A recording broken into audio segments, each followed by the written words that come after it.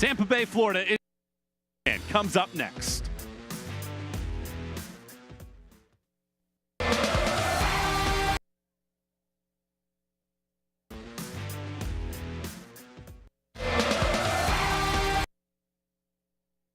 String at home. We answer those questions and more as Tampa Bay and Spokane get ready for kick. It's the starting 11s and the opening kickoff next.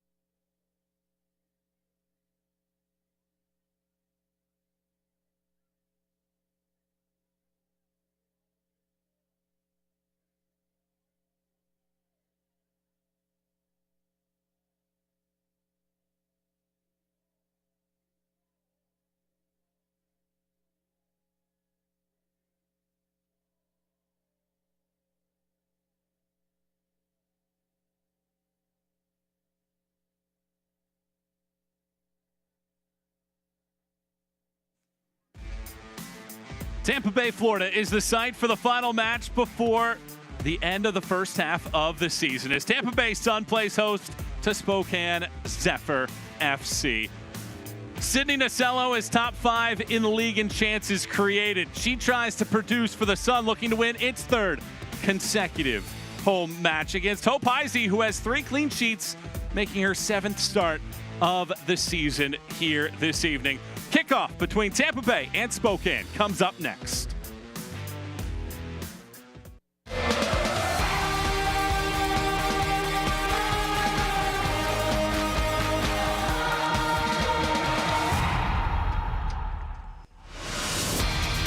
We welcome you inside of a festive Riverfront Stadium for tonight's matchup in the USL Super League. It's Tampa Bay and Spokane.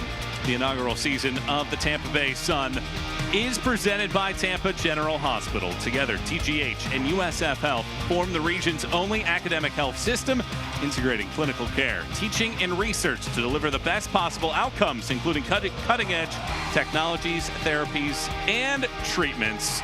Critical matchup for these two sides. In terms of the standings, leading up to the second half of the year, as this ties the bow on half number 1. Tampa Bay looking to get above the playoff line with the result here tonight, pending that result between Fort Lauderdale and Carolina as well coming up later on. While Lexington winning earlier today means Spokane needs a result in order to not be the number 8 team in the Super League. And Haley, when you look at this Tampa Bay side, it's been a year of ups and downs. They've played better at home, though. Yeah, Sydney Nacello told us best in our coaches meeting. She said, I'd be lying if I wasn't frustrated with where we are because I think we're better than where we stand. They currently sit in that 5th spot, and they've had some really great results. They were the team that took down Carolina to dethrone that 11-game unbeaten streak. On the flip side, they've had some really difficult losses. Just look at their last game. Up and down is the perfect way to put it.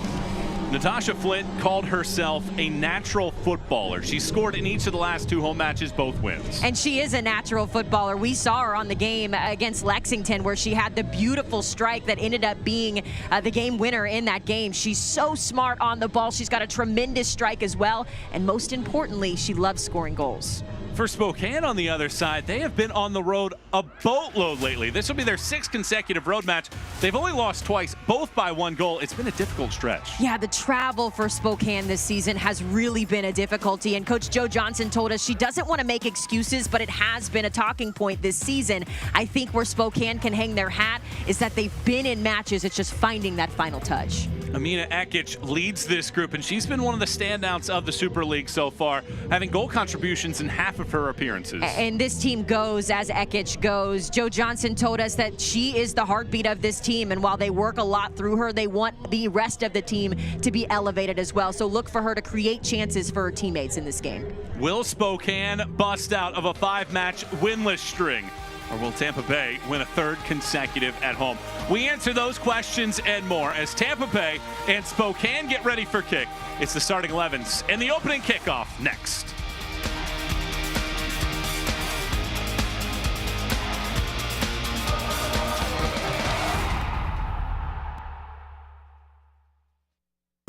laugh. It's the biggest block party of the year. Weeknights from 5 to 9, only on Tampa Bay 44. Meet the quiet observer. Look at us. We're wearing the same shirt. Oh, yeah. It's a man's shirt. What are you doing wearing it?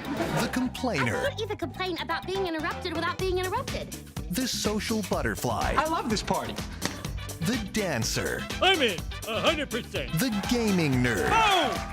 It's the ultimate block party. Weeknights from 5 to 9, only on Tampa Bay 44. At Farah and Farah, we do big things. We fight for injured workers. We fight for victims of truck accidents, for the abandoned and the cheated. We don't shy away from the tough fights, and we've proven time and time again that we can win the big cases for our clients. In fact, we've won billions and counting. If you've been injured, call us.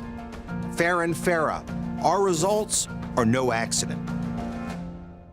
Get ready to laugh. It's the biggest block party of the year. Weeknights from 5 to 9, only on Tampa Bay 44. Meet the quiet observer. Look at us. We're wearing the same shirt. Oh, yeah. It's a man's shirt. What are you doing wearing it? The complainer. I can't even complain about being interrupted without being interrupted. The social butterfly. I love this party. The dancer. I'm in, 100%. The gaming nerd. Oh! It's the ultimate block party. Weeknights from 5 to 9, only on Tampa Bay 44. At Farah and Farah, we do big things. We fight for injured workers. We fight for victims of truck accidents, for the abandoned and the cheated. We don't shy away from the tough fights, and we've proven time and time again that we can win the big cases for our clients. In fact, we've won billions and counting. If you've been injured, call us. Farah and Farah, our results are no accident. Closing in on kickoff in the final match of the 2024 calendar year. Tampa Bay looking to avenge a loss earlier this season against Spokane. That came late October, 1-0 in Spokane's home facility. And we take a look at the starting 11 for Tampa Bay. They're playing without Brooke Hendricks, the team leader in minutes played. A face fracture, she's out. But the good news is they have Sydney Nacello on that right side. You mentioned it earlier. She's top 5 in chances created. She'll look to get the rest of the offense going, and then defensively in this 4-3-3, they'll have numbers in the back. Conversely, for Spokane on the other side, with their starting 11, the decision that they had to make was at the goalkeeper spot, and Hope Heisey has earned her role and has really excelled. Yeah, Hope Heisey's been such a breath of fresh air, I think, for this Spokane team. She's got 3 clean sheets on the season and an 81% save percentage. She has kept Spokane in games that have been close. Look for her to do the same today. So just about ready to kick things off in this matchup between these two groups that are desperate for a result. This one may be magnified a little bit because we'll go 8 weeks between action as we are ready to roll here this evening in Tampa Bay. It's the Tampa Bay Sun and Spokane Zephyr meeting for the second time this season in the USL Super League. Michael Watrang, Haley Sutton, and our entire team with you here for this one. It's the first time in league history that all 8 teams are in action on the same day. This match 3 of 4. And Haley, what are you looking forward to out of this matchup? 2 teams that like to possess, like to shoot, but ultimately struggle to score. Yeah, I'm paying attention to the middle of the field, right? I think both of these teams have strong offensive players. We talked about Natasha Flint and Sydney Nacello on one side, Ekage on the other for Spokane. So really, I think the middle of the field is going to be where those balls are distributed and where the game is won. Handball whistle. You see Spokane out in the white uniform top kits, and then the navy kits for Tampa Bay in this matchup. Well, we'll get in through plenty of the storylines, but for Spokane, 6th consecutive road match, and this really is unlike anything that you see in this country, certainly, and really in any league. The distance that they have to travel to get to all of their road matches, it's not the fact that maybe they have to go 3 hours down the road here or there. They have to take a connecting flight everywhere they travel. Just listening to Coach Joe Johnson lay out their travel schedule. Look, I've never played professionally, but I played at a Division I college. I know what a travel schedule looks like. and hearing her lay out every single step of their journey. At some points, if they have 2 games during the week, their travel schedule is 11 days. I mean, think about how much of a toll that takes. And it's, to your point, you're not just going 3 hours down the road, you're going across the country. So just to see what they've done this season with this inaugural start, it's really been impressive. I know the record doesn't say so, but it's been impressive. It's been 7 weeks since they played at home. That was also their last win against this very team. Marley Canales scored the game winner in the 64th minute. On the other side for Tampa Bay, it's been a year in which this group feels maybe a little bit frustrated, that they feel like they should be the best team in this league, but Denise Schulte-Brown said, we need to be grittier. And I love having conversations with Schulte-Brown. You can just tell how much she loves the game of soccer, and even more importantly, she loves the girls that she has on her roster. And I loved her going through each phase of the game. She said, defensively, I think I give us an A+. You know, in the midfield, I give us an A+, but it's finishing and staying in games for 90 minutes where I would give us a lower grade. It's just been that kind of league where they're just missing that final touch in some of the games. She spoke about Dallas last week. They ended up losing that match 2-0. They gave up an own goal in the 66th, then another goal 2 minutes later. But she said they missed 2 or 3 clear opportunities prior to that where they could have had a lead or maybe even walked out of there with a tie at worst case scenario, and they just ultimately didn't do it. And it has been a little bit frustrating to see this group not be able to have that finishing touch in those critical moments. And I think she said it best. She said, we have to stop thinking we're the better team on the field every time, and to your point, play a little bit grittier. And I think sometimes, you know, you think you have all the pieces. You've got the veteran experience, the leadership of Schulte-Brown and what she brings to the table, and you think maybe things should be a little bit different. And so there's a lot to learn from going into that final stretch. And I think today's game against Spokane will really be a challenge, because Spokane is a team that, again, the record maybe not reflect of how good of a team they're in, but Spokane will take you to the final minute. So we'll see how this matchup ends up coming to pass between these two sides. It's a nice crowd here in Tampa to watch these two sides meet for the first time in Florida.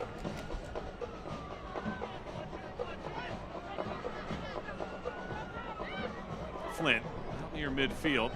Gets a piece of this, but only funnels it back through the middle. And a chance for Heisey, who has been active already. Flip this out to the sideline.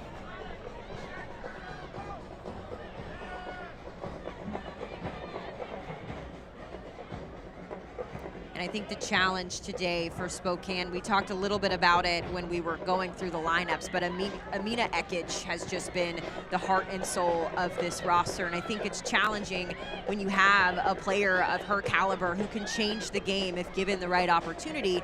I think when teams see that on paper, you know that the game plan is to take her out of the game. So one of the things Joe Johnson talked to us about was making sure that the entire pitch is playing to the level that Ekic is playing at, not just her, because then they become predictable. Flo Nielsen travels down the park, leaves it back for Jordan Listro.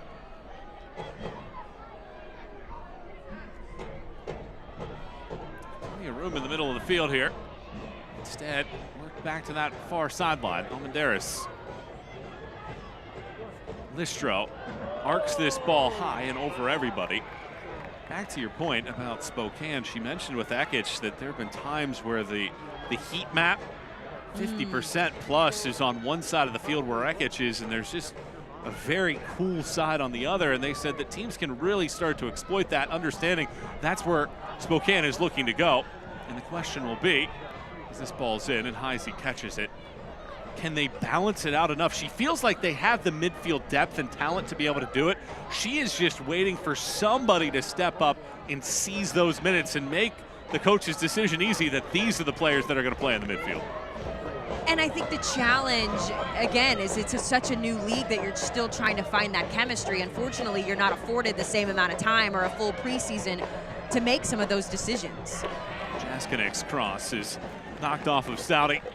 And it is our first corner of the night, and it comes here for Spokane, a team that leads the league in shots for the season, but has the second fewest goals scored.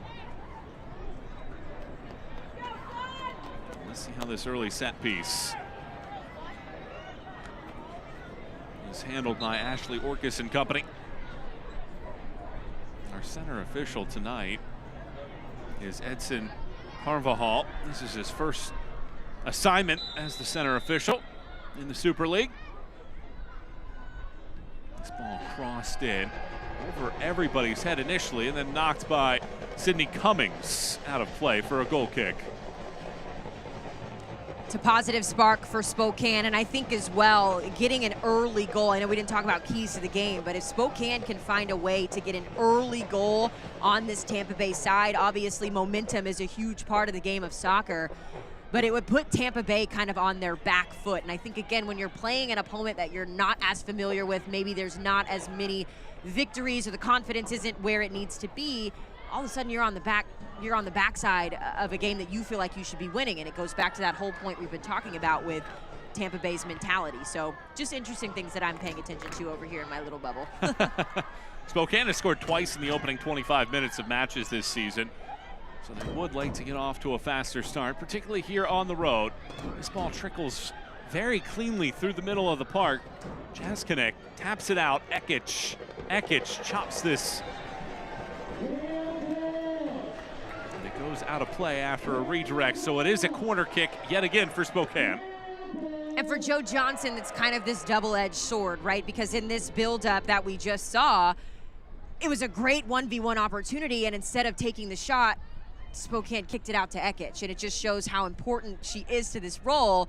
But to your point about Joe Johnson looking for a player to step up, that's a perfect opportunity to make a name for yourself.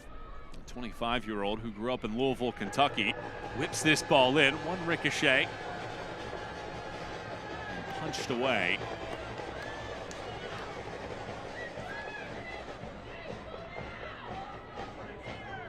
Murray runs into resistance, and Stouty. And it's knocked out of play, and another throw here for Spokane as they work down this near right sideline.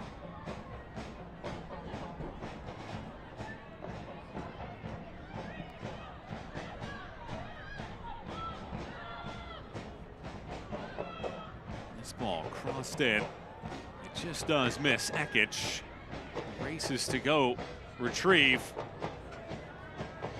Flint takes it away, and Flint shoots it through the middle of the field. And Spokane flexing its muscle early in this matchup, holding on to possession. 10th minute, scoreless between Tampa Bay and Spokane here in the USL Super League. Alongside Haley Sutton and her team, Michael Watring with you here on Peacock. Good to have you on board.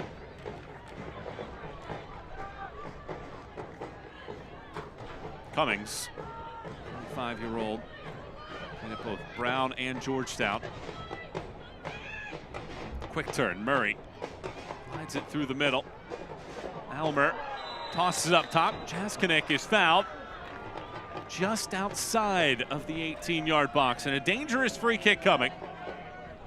Well, we talked about it, an early goal and what it could do for Spokane, and I think they've done a really great job of coming out on the front foot in this game. It's forced Tampa Bay to play a lot more defensive, I think, than they're probably happy with at this point of the game. And then you give up a dangerous set piece right here. Who else but Ekic to take this one? Ekic left foot, Sophie Braun's right foot stand over the top of this.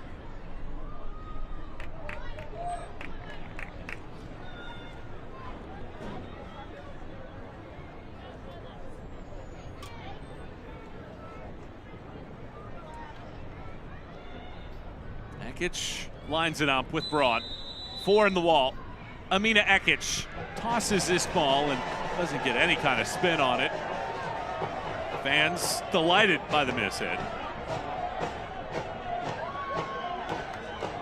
Obviously not what Ekic was trying to do in that moment, but listen, I applaud the bravery there. Sometimes when you're that close and in front of net, you just have to kick it as hard as you can. Unfortunately, that one wasn't on target, but again, just the energy, the life that Spokane has brought into this game. Initially, it's really refreshing and really positive to see. You can tell they want to end this fall slate on a high note, and so far, I think they've had the better of the chances through 11 minutes. How does that convert to a goal?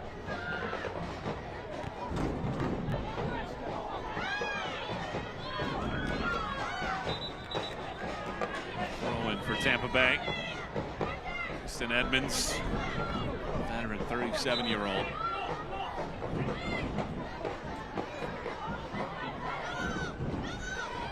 Excellent turn here from Jamona.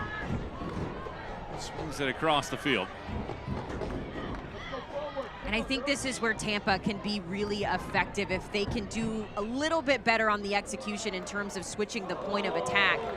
I think the way they like to play, being able to play a little bit more fluid, work it through the middle, get it to those outside channels. We just saw Carly Jamona and what she's been able to do just throughout the season. I think if they can capitalize and catch Spokane on the back foot there on the opposite side, they're wide open there on those wide channels. Tampa Bay has scored 14 goals this year, tied for 5th in the league.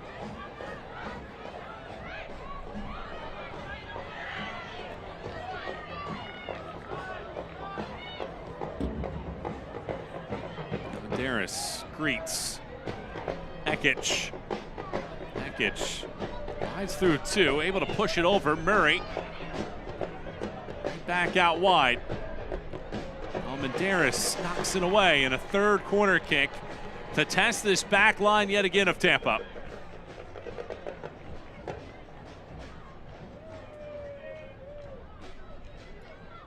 This is a situation for Denise Schulte-Brown's side that they do not want to be in. We got a chance to catch up with Sydney Nasello this week, and one of the things she had personally that she was working towards is just doing a better job of creating better chances. So far, we haven't even really seen Tampa Bay create that many offensive chances because they've been playing so defensively. Another corner into the box here. This ball's headed wide, and not by much in the end. Sophie Braun rises up to win that header.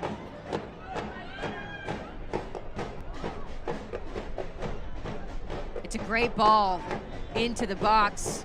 I think Braun just didn't get quite the flick that she wanted on it. But again, I'm so impressed with how Spokane has just come out and really owned that they want to be the one to find the back of the net first.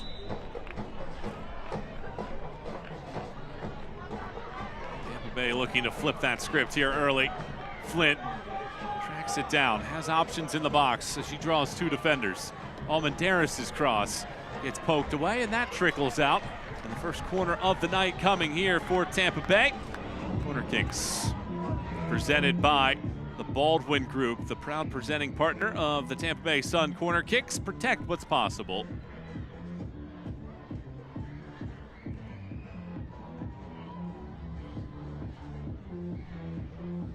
There's Paige Almendaris heading over.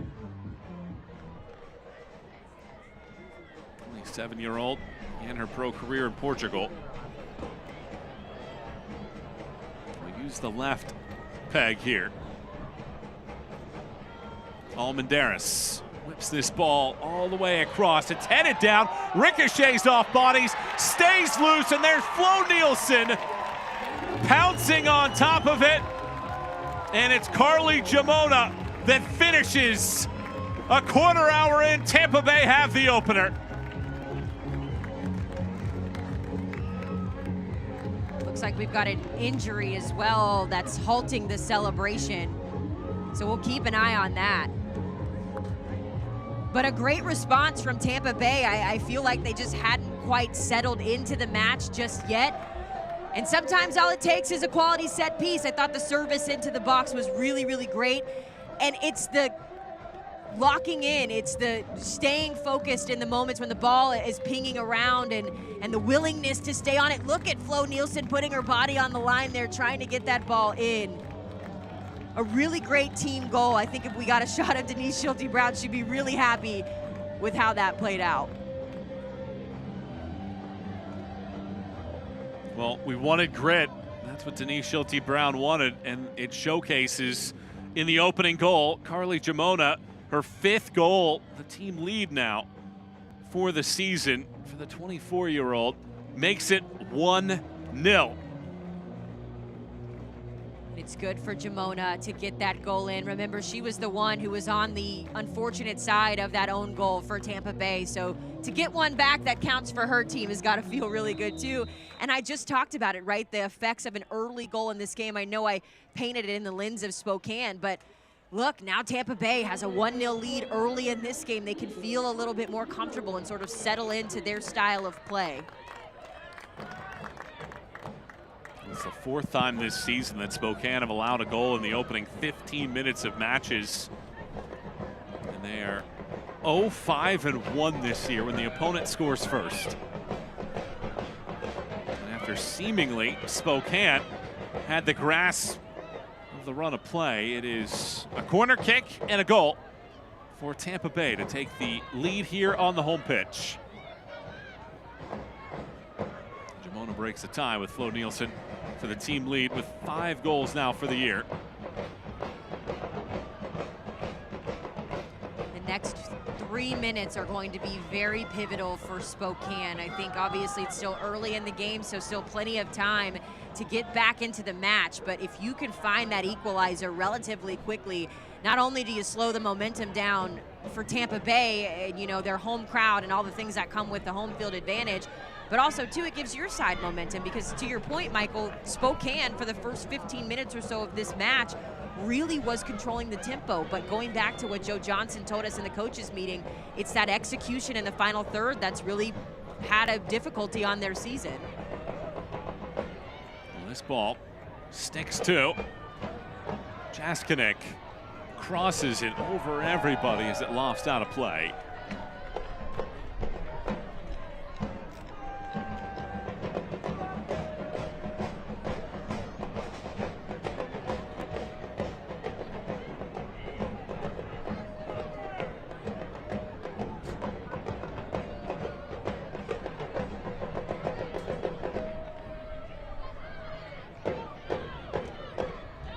Joe Johnson echoed that fact, saying that they've hit the post 8 times this year.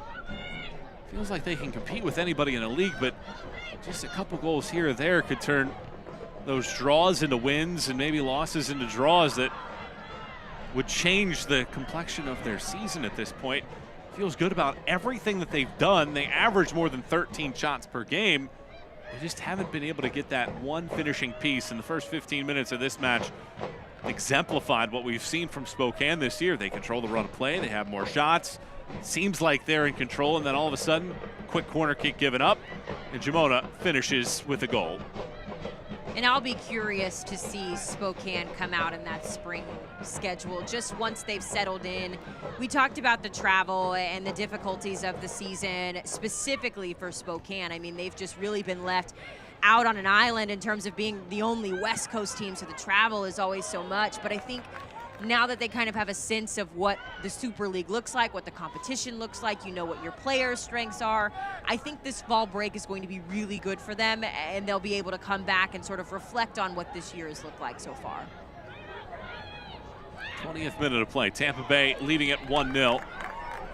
Looking to avenge a 1-0 loss at Spokane in October. Michael Watring, Haley Sutton, and our USL Super League broadcast team inviting you to come hang out with us the rest of the night here on Peacock.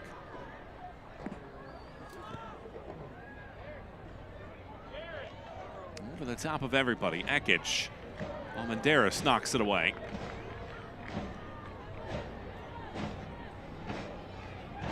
Haley Thomas takes the quick throw. Jaskinek.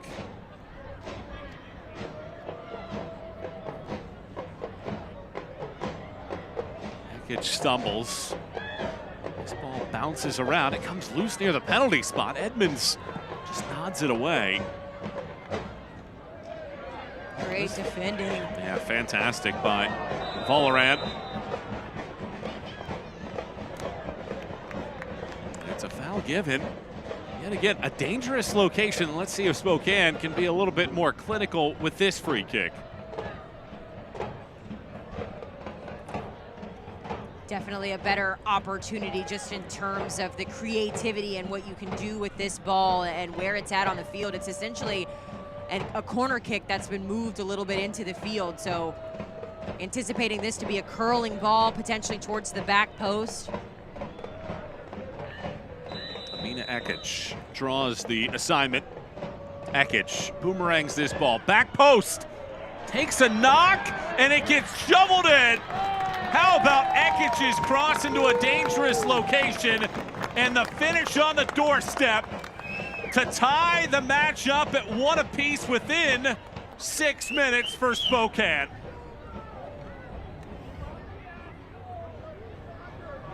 And you said it earlier, Michael. Jo Johnson said she believes her team can compete with anybody, and you see it here. The quick response to equalize this game, and all of a sudden we're level. And I just mentioned it, right? What a next goal, a quick goal following conceding can do for your confidence. Look at the smiles, look at the celebration. Spokane never felt like they were out of the game, even when that goal came early. And now they've equalized with just still a half of the first half to go. It's an excellent, excellent response within minutes. And just as we were talking about what Jo Johnson wanted from her team, these types of moments for Tampa Bay to have that composure after you take a lead. Can you hold on to it? Can you make the right choices? And set piece, you don't mark. And eventually that ball finds its way home.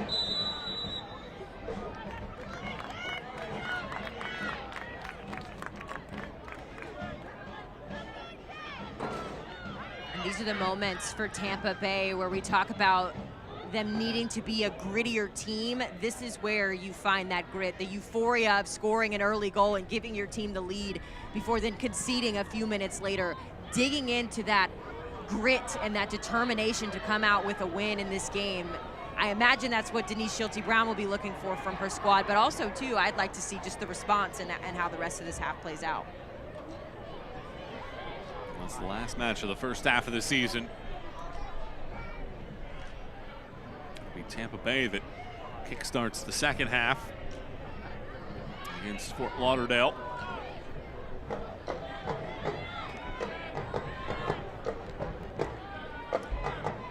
It's Haley Thomas that gets credit for the goal. Her second of the season.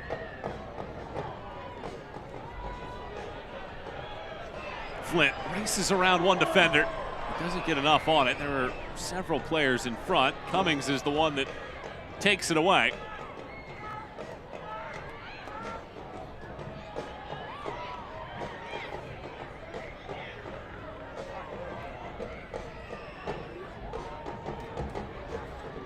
So free-for-alls in front of the net provide both of our goals so far in this one. Jamona in the 15th.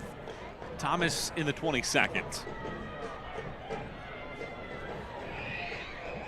And that ball goes out of play for a goal kick.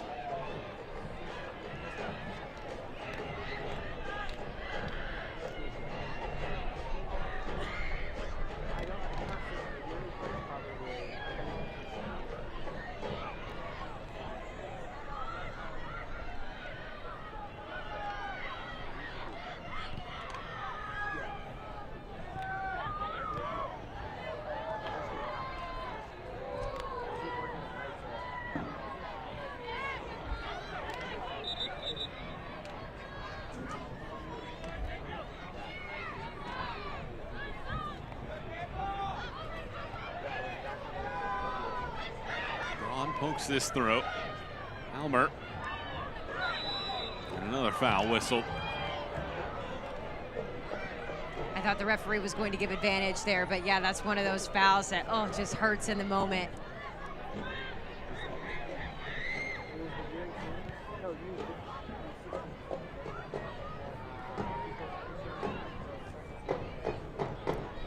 Listro slides. Angles it off of a defender, out for a throw. Spokane, 4-2 shots lead in this one. They've been in great positions to score goals. They weren't able to draw one back. Long pass, angled down the field. This is Jamona. Unable to elude Haley Thomas on that side as Thomas aids the ball away. You know, we talked a lot about Ekic and how she is able to sort of control the left side of the field for Spokane, but really that 1-2 punch of Sydney Nasello and Carly Jamona on the right side for Tampa Bay is so lethal. They can switch back and forth. Both of them are really great at distributing the ball, but I think too they have a nose for goal. So when you talk about the balance of this game, we're going to see a lot of action on that side of the field simply because of the players that we have on the field right now. Jamona has it inside of the 18.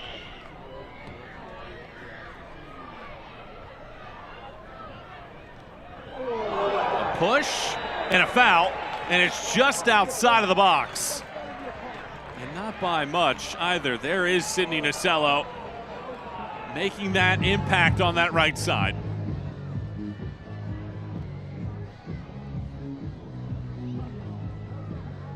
And again, they're just so dangerous on that right side. If you're Spokane, you almost have to foul here. I don't think you need to go in as aggressively in that spot of the field, but it's kind of a situation where you have to make a choice, right? Do you give a player a 1v1 opportunity on net, or do you step in and maybe try some physicality to preserve the score?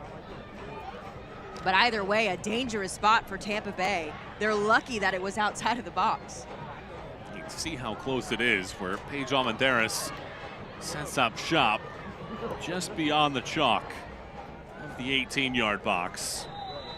And now Almendares prepares, crushes this ball, lifting it along. And before that even occurs, we get a whistle for the infraction.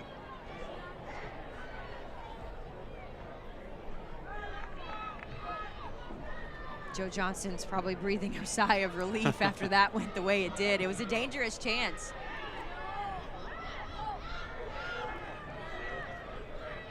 Cummings working along the sideline, is able to get it wide. Bolaran able to swing it past Flo Nielsen and up the park. A swarm here in the aggression for Tampa Bay. This pressure forcing all sorts of issues, and Moore gets called for a foul. And that bails out Spokane, that they were really struggling to get the ball out of their own end. Yeah, in that moment too, you kind of just have to clear the ball out. I know they were trying to build and maintain possession, but when you're stuck in your own corner, get it out of bounds, get it out of play. They're lucky to have received a stoppage in play there with the foul. Pass taken away. Jamona weaves it wide. Flint chips it around. Clearance attempt goes straight up into the air. Heisey waits, Cummings shields, and Heisey picks it up.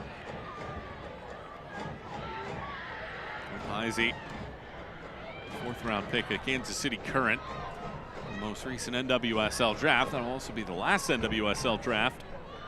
And Heisey getting the chance to see more significant minutes. 3 clean sheets, 5 goals allowed so far in her 7 starts.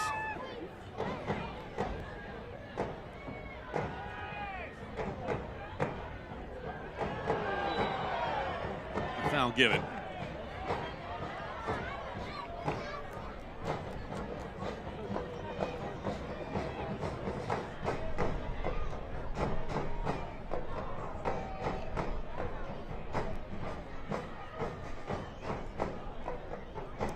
Paige Almendares getting hit on that last pass.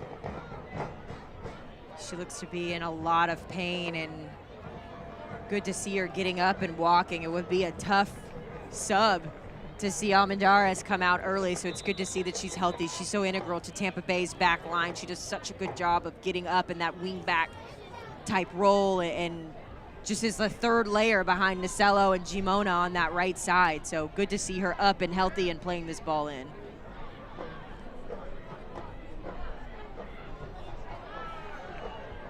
Just past the half-hour mark in this matchup. 1 apiece.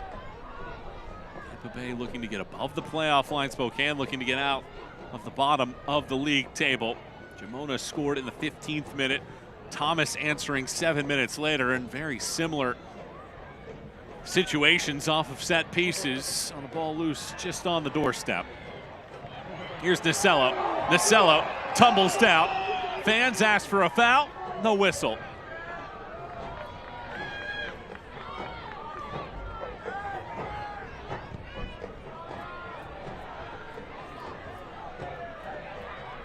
Almendares. It's the overlap. Crossed over to this side. Flo Nielsen shoots. Low liner, wants a second chance. Listro gets it. Listro's shot ricochets, and Heisey calmly clutches that.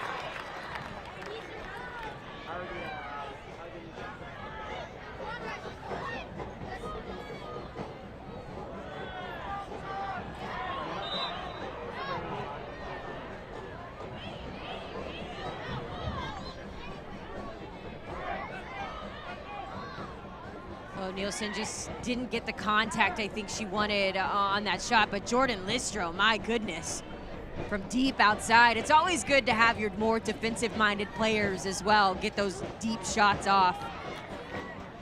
Well, Listro didn't score in college and has not scored as a pro. So it's been a while for her, and that would have been quite the way to reintroduce herself into the score sheet.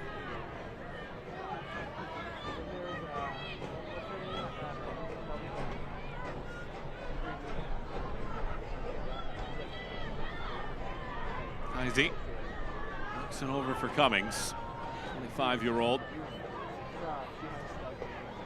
Well traveled. Australia, Celtic.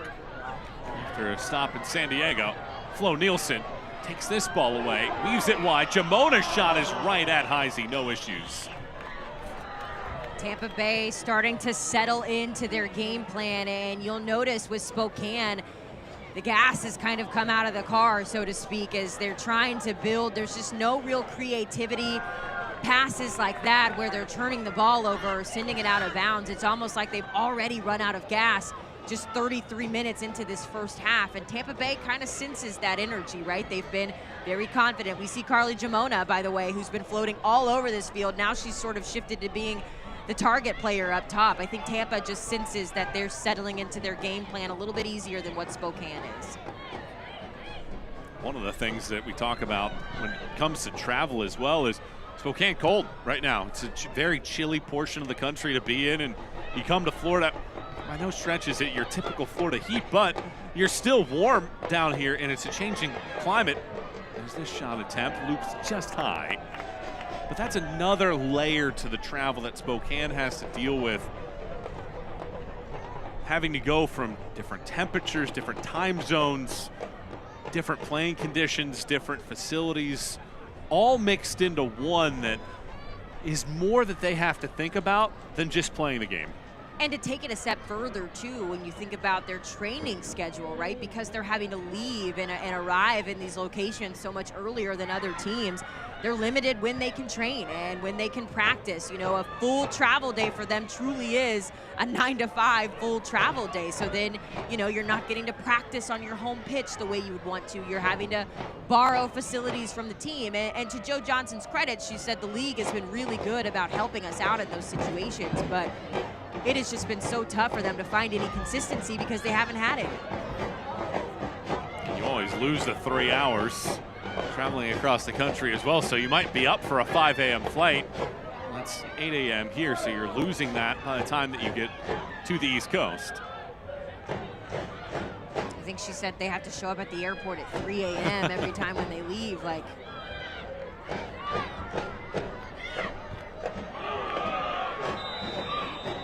here's a foul, and it's going to be a booking as well in the end.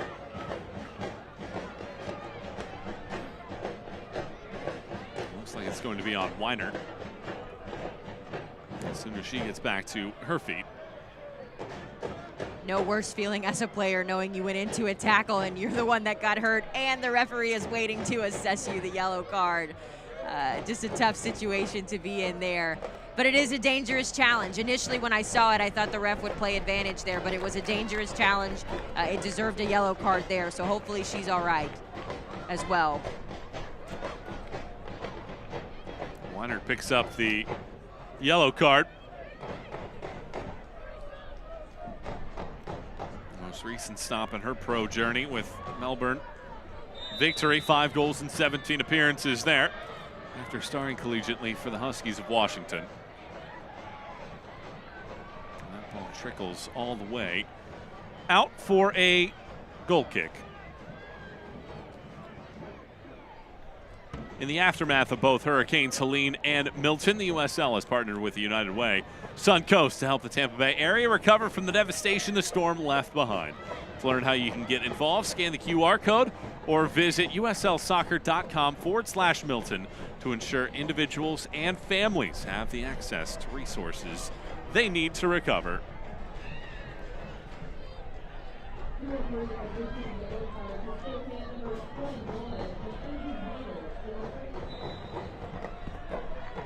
The opening 20 minutes or so was all Spokane, very much in possession, getting great opportunities.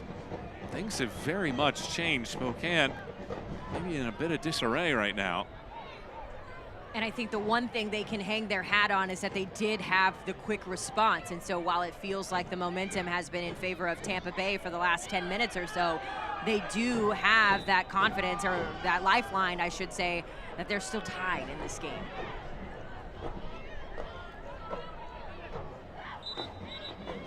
Entering action, Spokane had given up the second most goals in the league. And a good chunk of those come in the first half,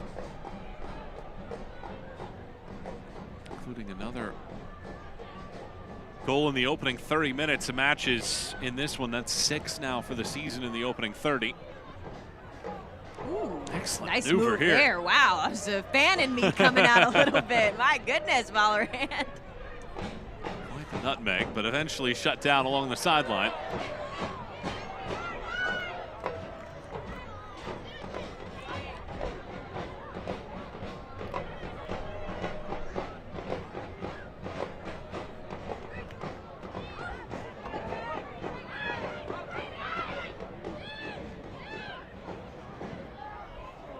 Marcelo carries that ball out of play, so it's a throw.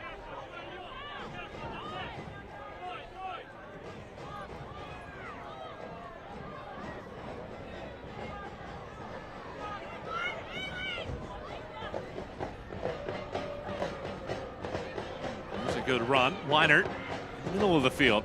Weinert gets shoved to the deck, and it is a foul on Jade Moore, and Moore is going to see a yellow card. Making sure that the tone is set early in this one. And again, another dangerous set piece for Spokane. As we take another look at it here, Weinert just driving in, and Moore just a blatant push. And I know she's in disbelief, but you see the arm clearly come out and across. It's a full extension. I think the yellow card maybe was a little harsh in my opinion, but it was a obvious foul. It's another free kick. They scored on their last one. Akic curling a ball around for Thomas. And Akic earlier took aim from a closer distance. I would imagine here she might have her sights set on one side or the other.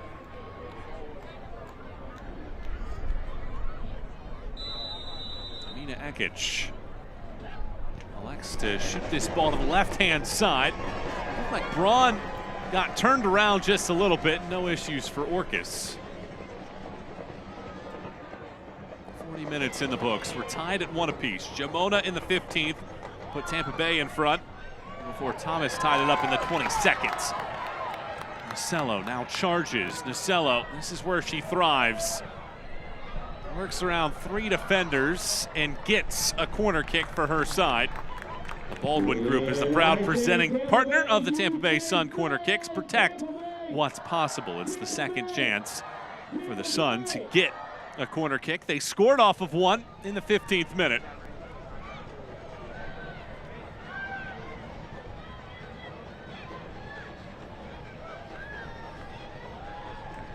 This corner kick. Back post, takes one ricochet. Edmonds turns around asking for a foul. Will not win that conversation, and Weinert comes away with it.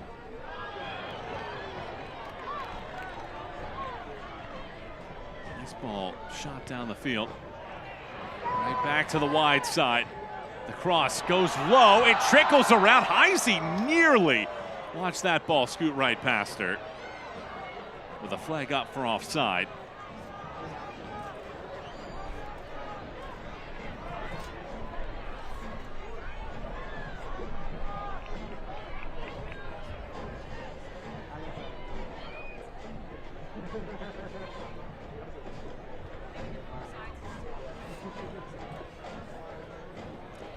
Heisey launches this ball down the field.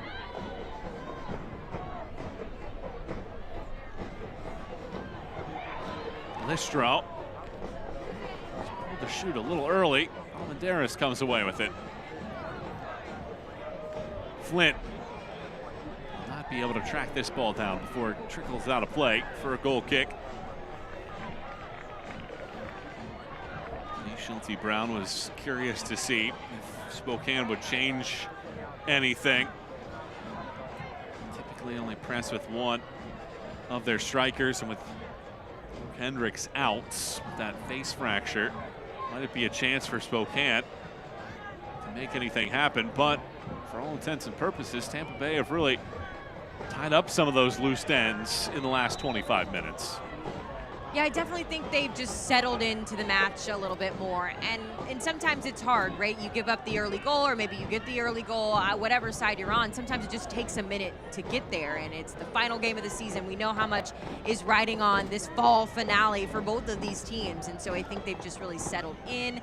They've found their possession a little bit more. I've been really impressed with Giamona and how she's floated around the field and made herself a problem in this game. Both sides be able to see out the opening 45 and go into the locker room tied at 1. Another test here for Tampa Bay's back line is aced. Flo Nielsen sprints away from several defenders before colliding with two. Natasha Flint has been fairly quiet, but she commits the foul here.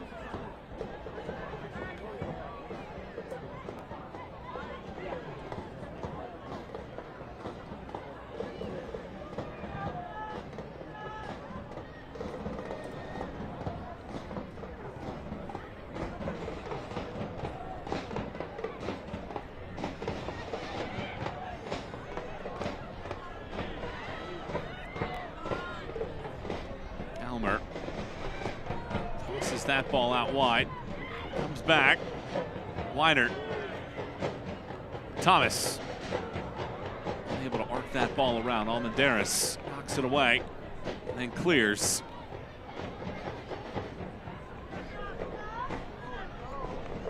Flint hunts.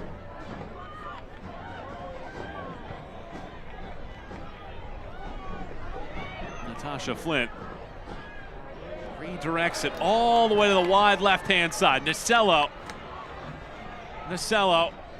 tracking against defenders, thought that she had the overlapping run, and instead passes it out of play. Thought she had Kristen Edmonds sneaking around. The Super League springs back into action on Saturday, February 8th. Tampa Bay Sun hosting Fort Lauderdale United in the second edition of the Florida Derby, exclusively on NBC's Peacock network. Fort Lauderdale United just getting into action against Carolina Ascent, scoreless so far. About a quarter hour into that match.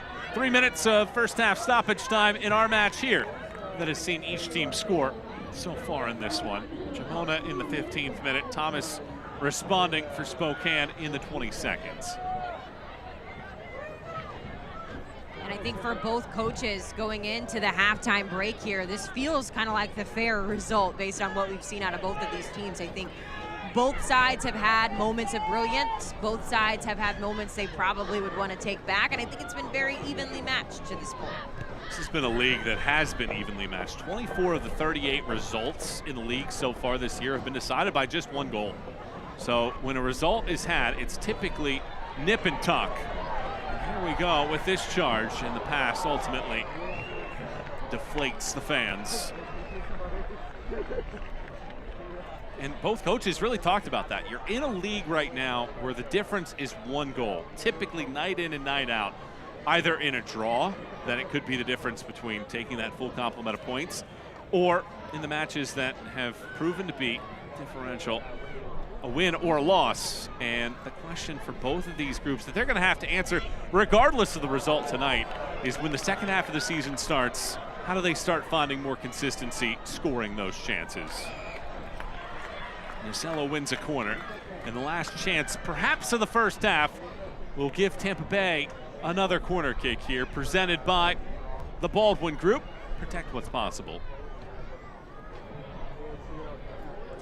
Would be a great opportunity for Tampa Bay to steal a goal right before the halftime break. You talk about momentum. Here's this cross in. Heisey gets a piece, it's loose. Koskanek knocks it away, but we do get a foul whistled prior to that. That nullifies that chance for the Sun. It was a great defensive effort from Hope Heisey as well on that corner. One of the things Coach told us is how good she is at high pointing the ball. You see that in display there.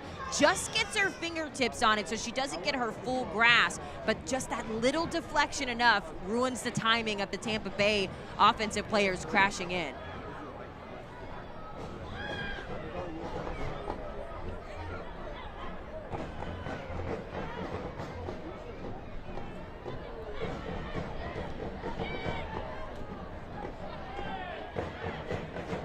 Ball is mishit. Ekic takes over. Ekic 1v3 leaves it back.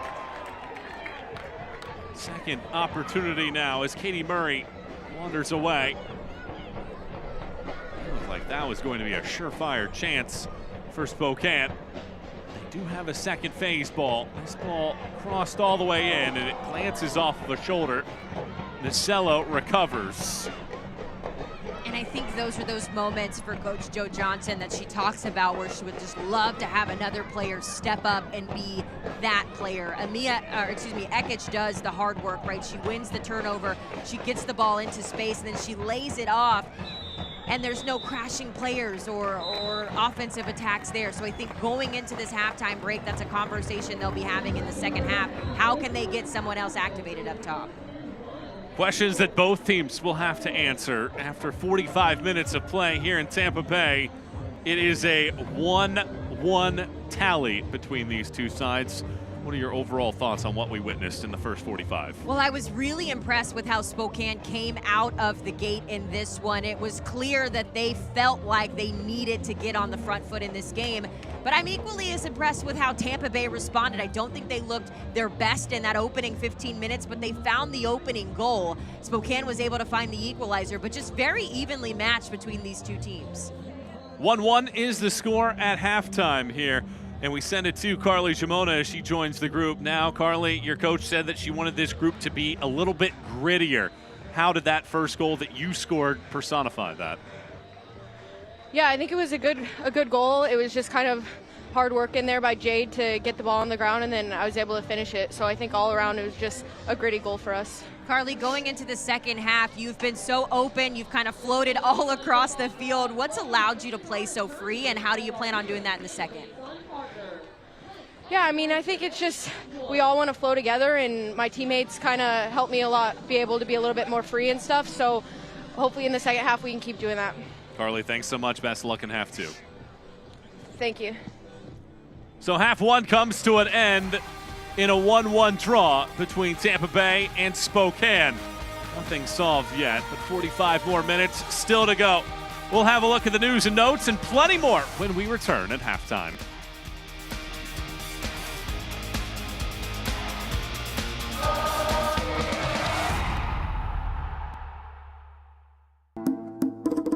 New flavors, the same traditions. Be the guest of honor. Add more flavor to your parties.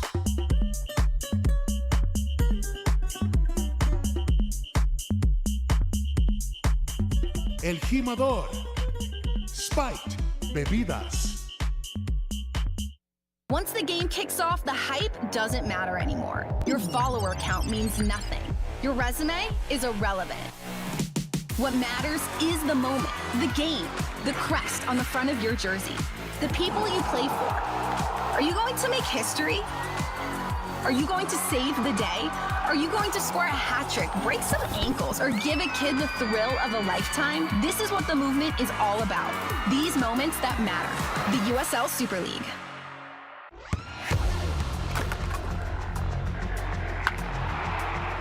We all have goals. But let's be honest. Most of us aren't going to be professional athletes. But if your goal is to finish your degree, we can help. Come to a university that puts your goals first. Bellevue University, your partner in finishing goals.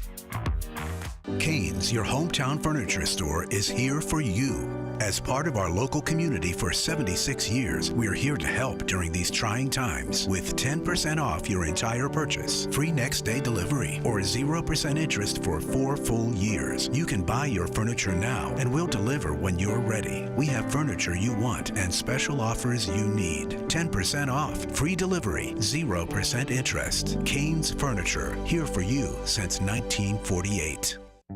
I started using when I was 13. It was like, oh, well, they're prescription opioids, so they can't be that dangerous. My perception was once you stop using, like, that's it, your life is over. I didn't even realize that I needed help until the day that I got arrested. I have been able to accomplish a lot in my recovery. I just want to be happy, and I want to thrive in my life. If you or someone you know is struggling, there is hope. Recovery is possible. Welcome to the Florida Lottery's Department of Good Fun. We pack all the fun into our games, while also doing good. Like sending nearly 1 million students to college on Bright Future scholarships. And giving billions to education across the state. Because we do fun different here. The Florida Lottery, it's good fun!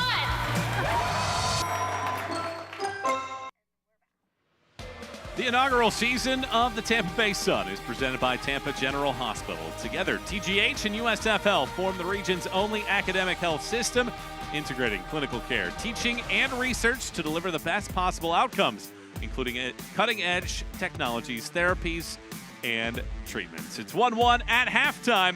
Michael and Haley back with you as we look at the news and the notes from the USL Super League. 8 weeks from today, we'll be back in action here in Tampa to re-kick off the second half of the season. It'll be Tampa Bay and Fort Lauderdale United. Addie McCain, 8 goals for her on the season, leader in the Golden Boot race. And Haley, how about Brooklyn? 6 straight wins to cap off the first half. It was impressive to watch Brooklyn play today. I was on the call for that game, and I thought Dallas did everything they could to disrupt Brooklyn's style of play, but unfortunately, they have learned that they like to win, and they've got 6 straight. It's really impressive to see what they'll look like in the spring. Well, in a year of firsts, we look back at the first goal from each team in the USL Super League.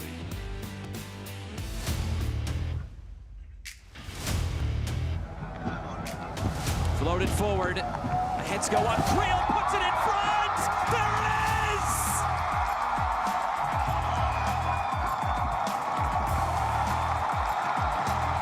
The first goal in USL Super League history. Open up. It's Amina Ekic with the first goal in Spokane Zephyr FC history.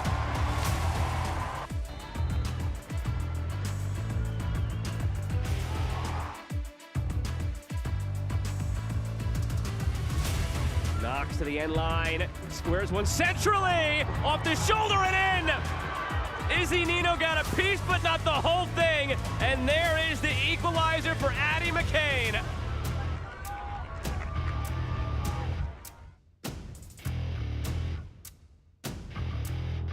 Fields, they play it short, Meza, the return ball out wide. Ubogagu's cross, it's headed in!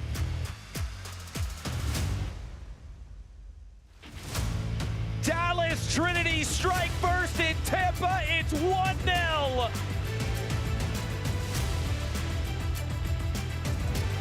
It's a Baldwin Group corner kick.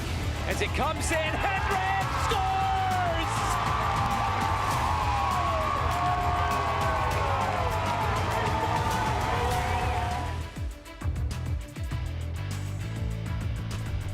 On the set piece once again. Ball sent in. And this one will go in for Lexington SC. The first ever goal for the Lexington USL Super League squad.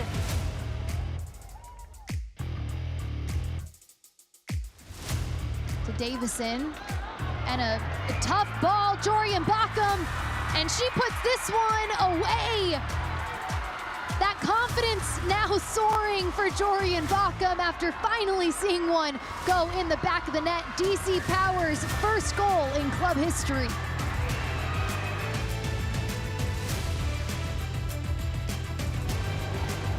Graziano puts it straight down the middle, and Brooklyn FC have their first goal in USL Super League.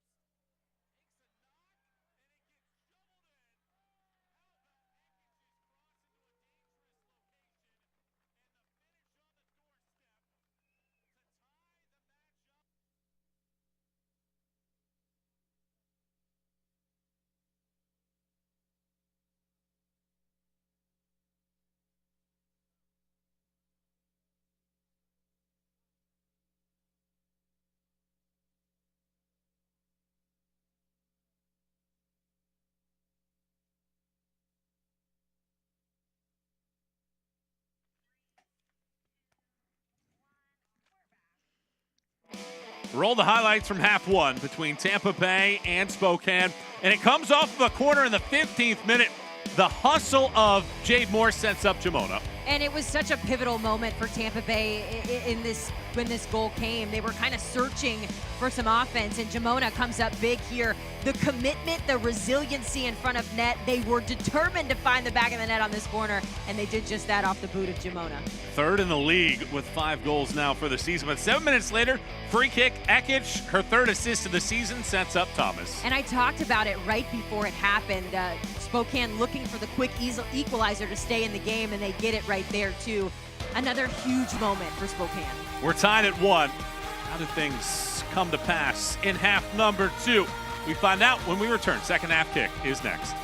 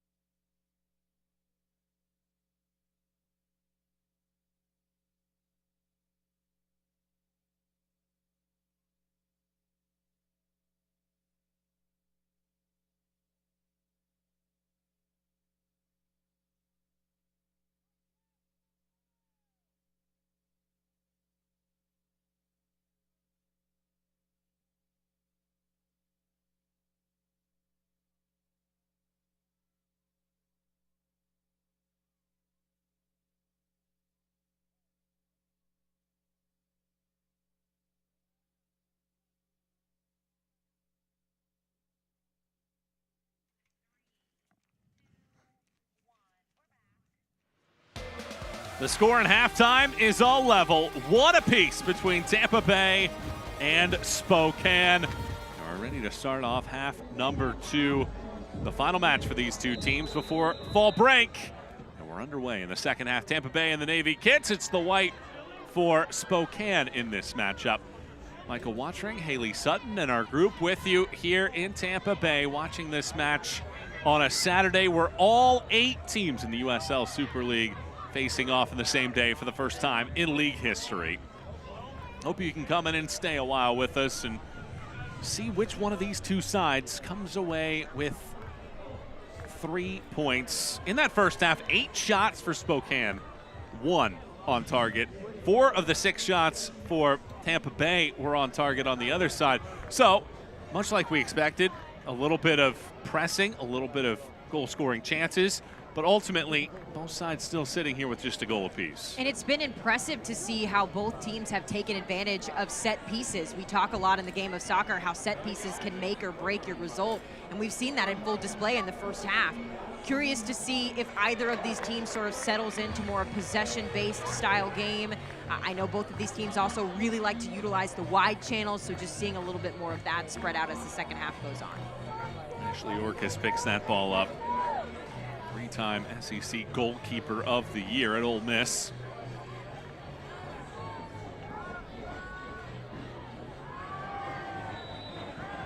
Ball goes out of play. It'll be interesting to see as well, because we saw from the opening kick in that first half, it was Spokane that really came out on the front foot. They set the tone and the tempo. Curious to see if they can do that again and replicate that and maybe get a result from it too. Maybe find, you know, a couple more set pieces to get them back into the winning part of this game. But for Tampa Bay as well, I was really impressed with how they settled into that match in the first half. A win tonight for Tampa Bay, and either a draw or loss for Fort Lauderdale against Carolina would mean that Tampa Bay would occupy the final playoff position through the first half of the season. Spokane, conversely, after Lexington upended DC Power 3-0 earlier today, would mean that Spokane, with either a point or win in this one, would be outside of the bottom spot in the USL Super League standings. Spokane has been on the road for 6 consecutive weeks. They have not won a match since their last home contest back on October 27th. And ironically, that game and that win came against Tampa, which leads me to my next thought here in terms of who's going to make the substitute first. We know Marley Canales is sitting on the bench for Spokane. She was the one that had that brilliant volley strike that gave Spokane the win over Tampa Bay in that game. So curious to see if she gets in the game and her impact if she can make it out on the pitch. Injured player back behind Jamona's pass. It's a halt to this right in front of the Tampa Bay bench.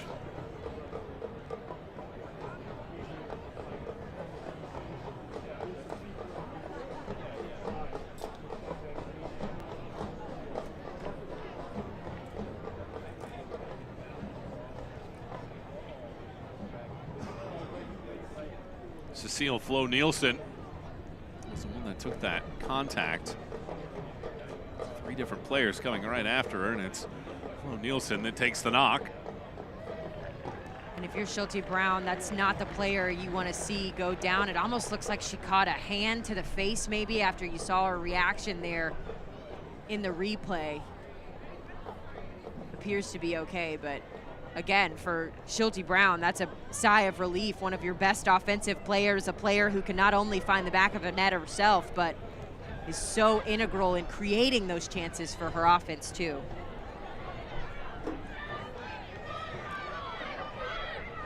Almendaris springs to action, chops this ball along. Jamona chases.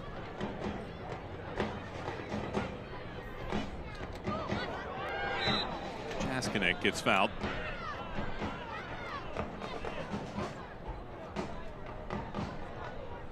I thought Jaskinek had a really good first half. We talked a lot about Ekic and how this Spokane team kind of goes as Ekic goes, but Jaskinek, in my opinion, did a really good job of inserting herself into the run of play. She took a couple really hard fouls too in that first half, which sort of helped lead to some of those set pieces. So even though her name isn't jumping off the stat sheet necessarily in this match, I think she's been a really important part of what Spokane is trying to do. Jaskinek out of the University of Wisconsin is the 2022 Big Ten Midfielder of the Year. Will be the second-round pick of the Utah Royals in the 2024 NWSL Draft. Has had her identity showcased in this matchup.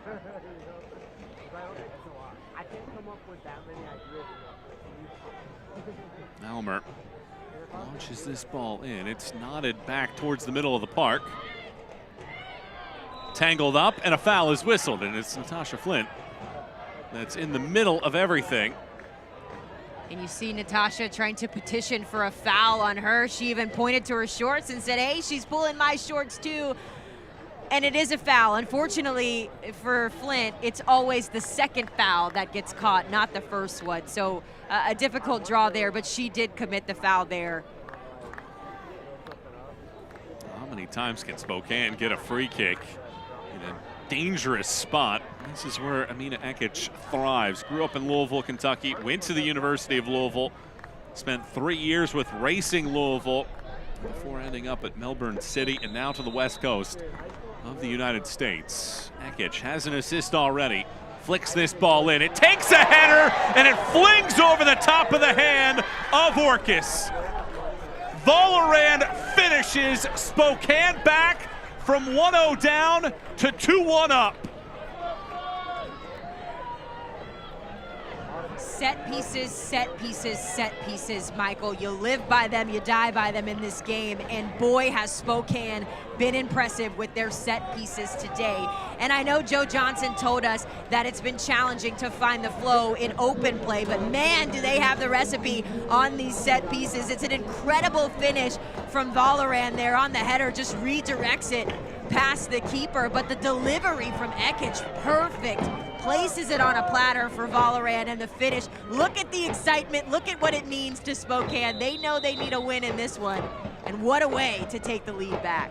The 23-year-old opens her pro accounts. First goal of the season. She is the 57th different player in the Super League to score a goal this year.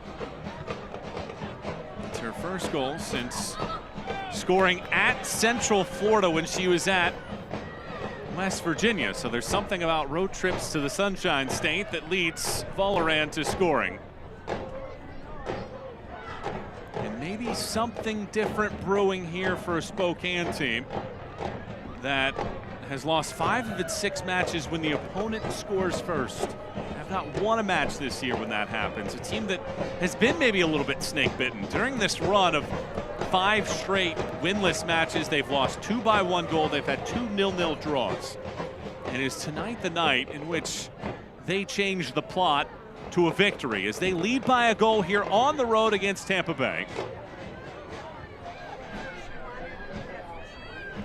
Well, it's so interesting as well when you look at the results for Spokane this season, and I mentioned this in our open, they're never really not in games. It just seems like, again, that final touch, that final pass, as we see another dangerous opportunity in front of net, but that's what's been missing is that final touch, which is why I think it's so impressive that in an area that they've struggled in, which is open field of play and finishing in the final third, they've now found the balance, right? Well, we can't score an open play, but if you give us a set piece in front of the box, like, we're gonna capitalize on it. So maybe that's their identity of controlling the pace and knowing what they do really well. And then defensively, now you can kind of sit back, maybe be a little bit more creative, a little bit more strong back there to withstand Tampa Bay.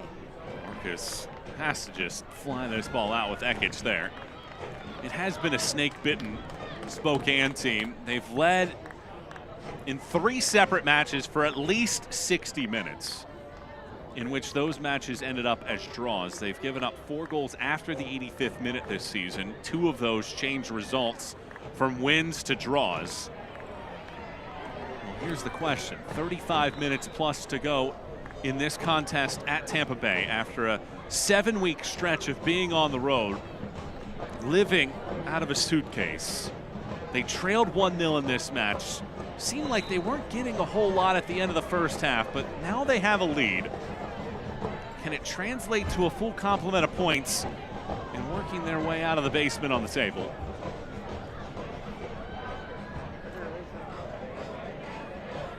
A team that had scored just twice in their last 5 matches, shut out 3 times in that stretch. They've scored twice in this one.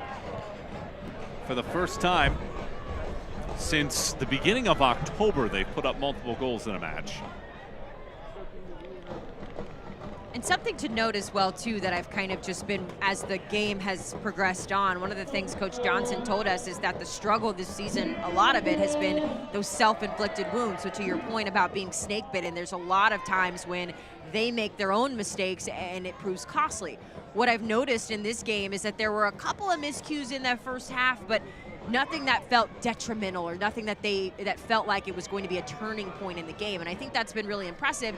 Even you've seen them in this second half. They've really settled in. They've not made too many mistakes. When the ball hasn't been going forward, they've been able to drop it back and sort of reset. And defensively, they've been very organized too. It's another moment for Denise Schulte-Brown's team to try to find a rebuttal. So many times this year, they felt confident. They felt like they've been at their best. You look at their 4 wins this year, they've scored 11 goals. In their 8 other matches, they've scored 3 total goals. It's very much been a roller coaster ride for Tampa Bay. It's why I think that 4-4-4 record coming into this game, it's on brand for what they've done. Like I said in the open, they've had really big moments and really big games when they've looked every bit as the best team in this league. We've also seen games where the execution hasn't been there. We heard Sydney Nasello talk to us about how frustrating it's been because of that, where they can't find the consistency and they're just missing that one piece. It'll be interesting to see as they go into this halftime break, and really for all of the teams, not just Tampa Bay, but what adjustments are they making? What are the big takeaways from that fall season, and then seeing it come to fruition in the spring? The Baldwin Group is the proud presenting partner of the Tampa Bay Sun Corner Kicks. Protect what's possible. Almendares lines this ball up. Nasello's over in the corner as well. Almendares launches this ball all the way across. Comes back through the mixer, and it just does stay wide. Almer was over there as Heisey was caught in the middle of nothing, and it just does escape the post. Spokane so lucky that this didn't sneak in, and it's good awareness by the back line there just to make sure that nothing snuck through at that back post. But a reminder that Tampa Bay can be dangerous if you allow them and give them the time and space. Sophie Braun, the Argentine national, comes out. Marley Canales comes in. Early change.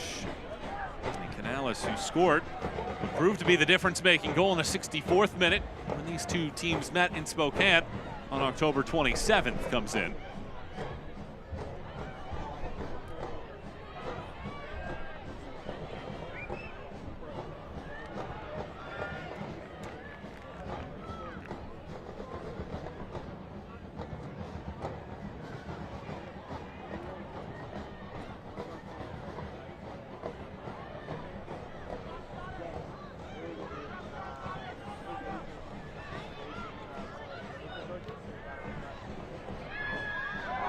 Slides underneath the foot of Clark. Pressure being provided by Nasello.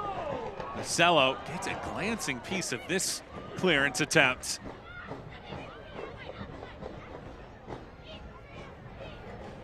Ekic cannot slow it down enough. Almendares touches it wide.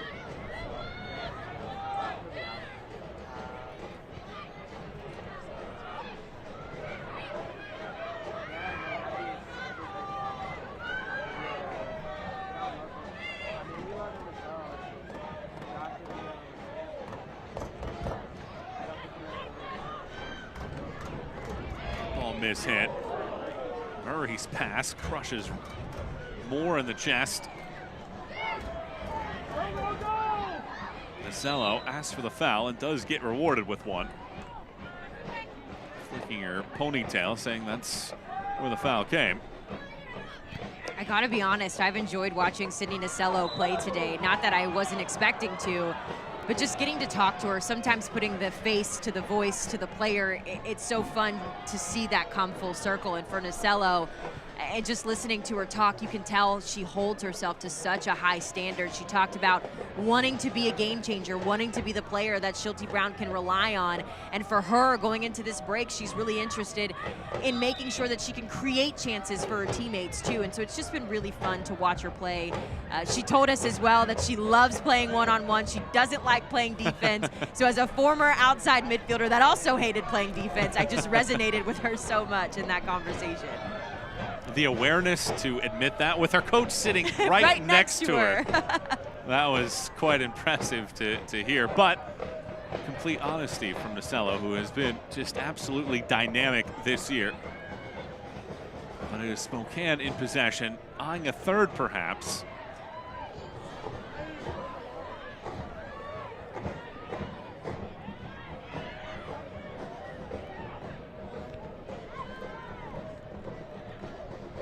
Flint.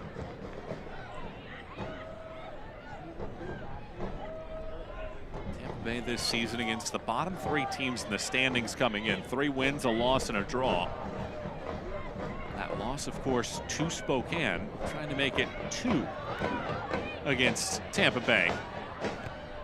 Almendares, I think, was looking to cross it, and maybe the ball spun a little bit on the heel of the boot, and it goes out. Just didn't get the touch that she wanted on it, but I think this Tampa Bay in the second, it's just been kind of frustrating to watch. You can tell they really want to get back to that possession style of play, but Spokane's done a really good job of clogging up the middle. They just haven't been able to execute their game plan.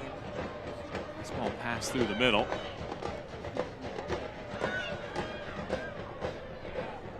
Darting around a defender with pace. Haley Thomas passes it to the middle. Listro recovers.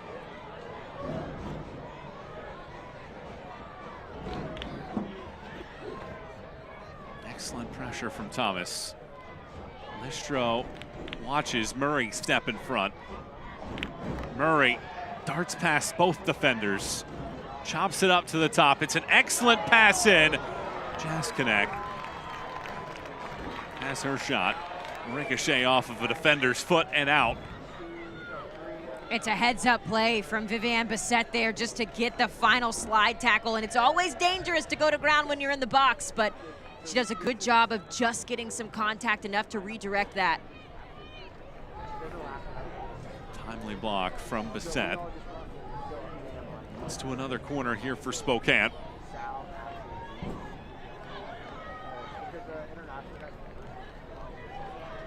Amina Ekic, again tasked with setting things up. Ekic curls this ball back post over everybody. Elmer tracks it down. Swings it right back along. Canales off of Almendares. Looked like it hit her foot last, but Almendares' appeal wins in the eyes of Edson Carvajal. Something about this corner for both of these teams. We've seen a lot of play kind of stuck in that back right corner. Nasello takes the throw.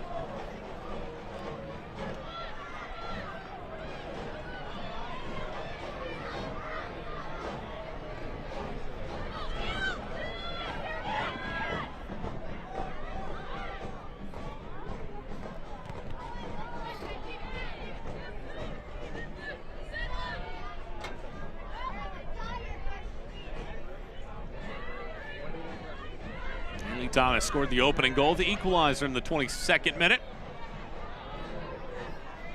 Allorand has since added to that in the 52nd minute.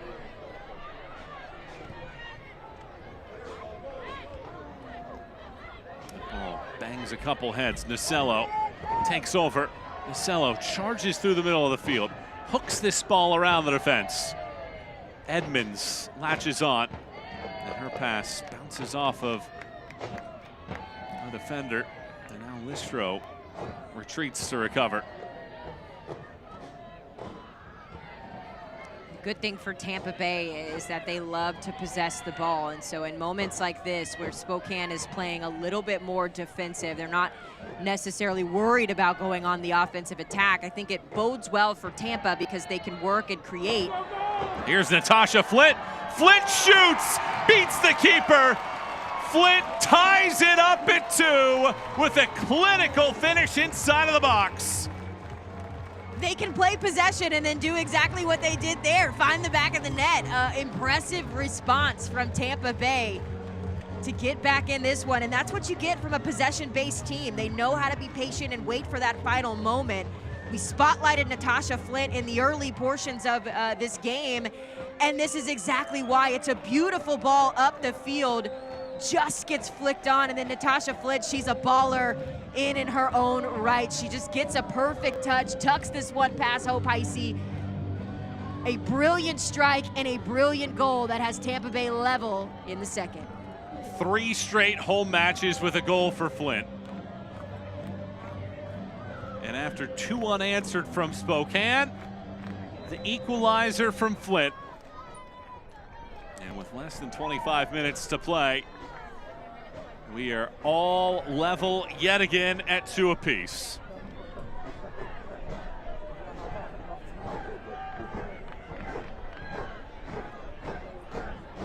Another moment where Spokane plays the second half with a lead and concedes what proves now to be a tying goal. And the seesaw affair continues.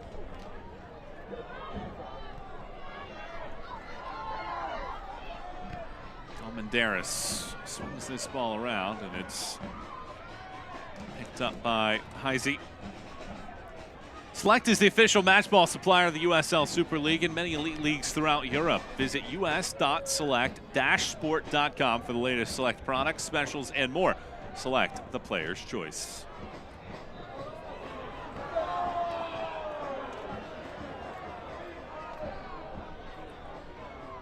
Ballerad just got tagged there a little bit, clearly in a lot of pain. She's had such a good match up to this point.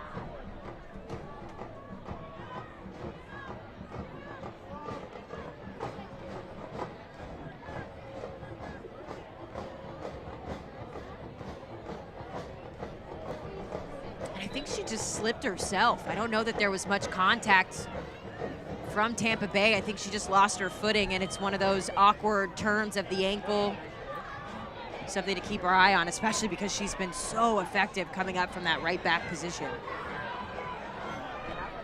Maybe reinvigorated here is Tampa Bay. Trying to get a go-ahead goal now as Moore pulls away from the pack. Moore takes on the defense, slides this through. Flint tosses it around Heisey. It's a brace for Flint in the span of minutes.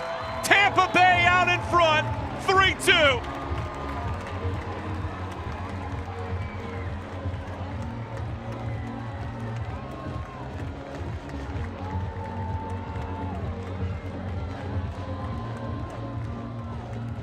Well, it is Natasha Flint's world, and we are all just living in it. You talk about a team goal. This should be in the definition of a team goal. It all starts defensively. Jade Moore with some spring in her step, the dribble to advance up the field, and the slightest of passes through the Spokane back line. It's weighted perfectly. Look at this pass. Natasha Flint, a veteran in front of net. She doesn't even need a touch to set it up. She just tucks it to that back post away from Hope Heisey. It's such a challenging task for Heisey to come out, but boy, is it a fantastic finish for Natasha Flint. She gets over with the supporters. Look how much it means, not only to the team, but to the fans who have supported this organization all season long. A tremendous team effort, but it is Natasha Flint who gets her second. I asked Flint how she would describe her game. She said simply, a player that scores a lot of goals. Well, that's 4 goals in her last 3 home matches. and a brace 3 minutes apart. And just like that, Tampa Bay from 2-1 down to 3-2 up. And the challenge for Spokane is now Tampa really has momentum. Not only did they get themselves back into this game, but they took the lead. So now if you're Spokane, I know it's easier said than done, but you have to maintain that composure. What has gotten you to this point?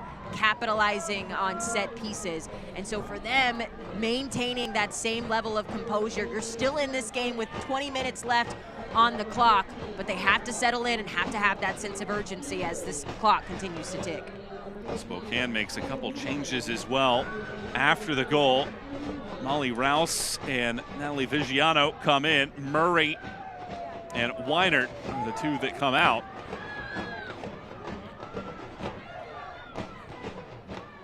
Well, every time Tampa Bay have scored 3 goals in a match this year, they've won. This is the 4th time this season in which they've done it.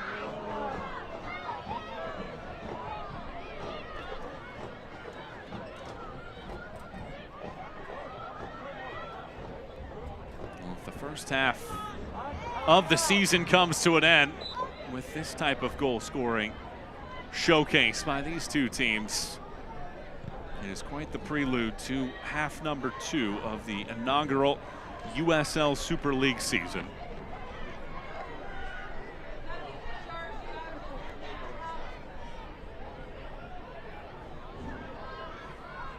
And if you are Spokane, you have to be frustrated because you have more shots in this match, but significantly fewer on target. You're being outshot 6-2 in terms of shots on target in this contest.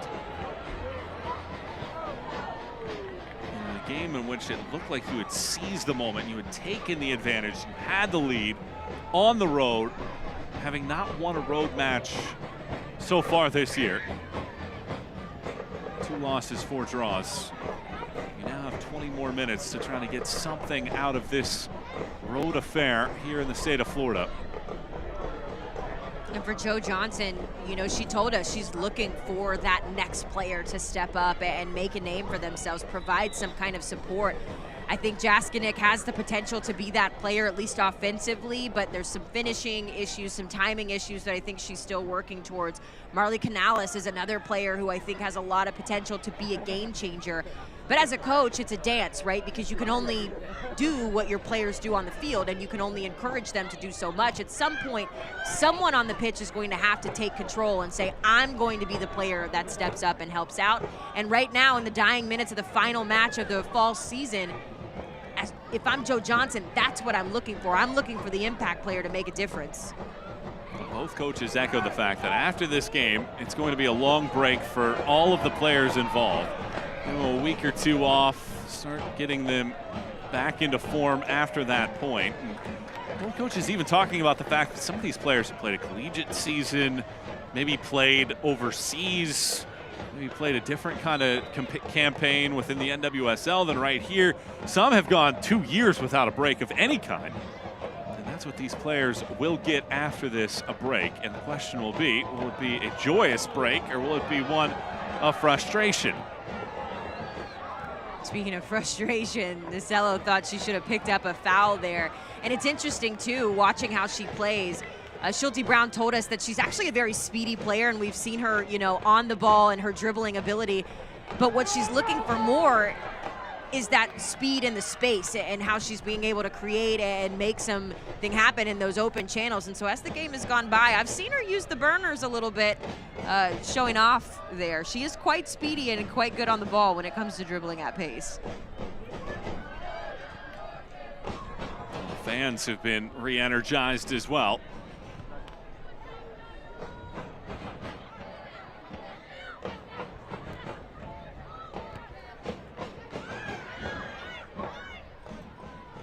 Around Rouse.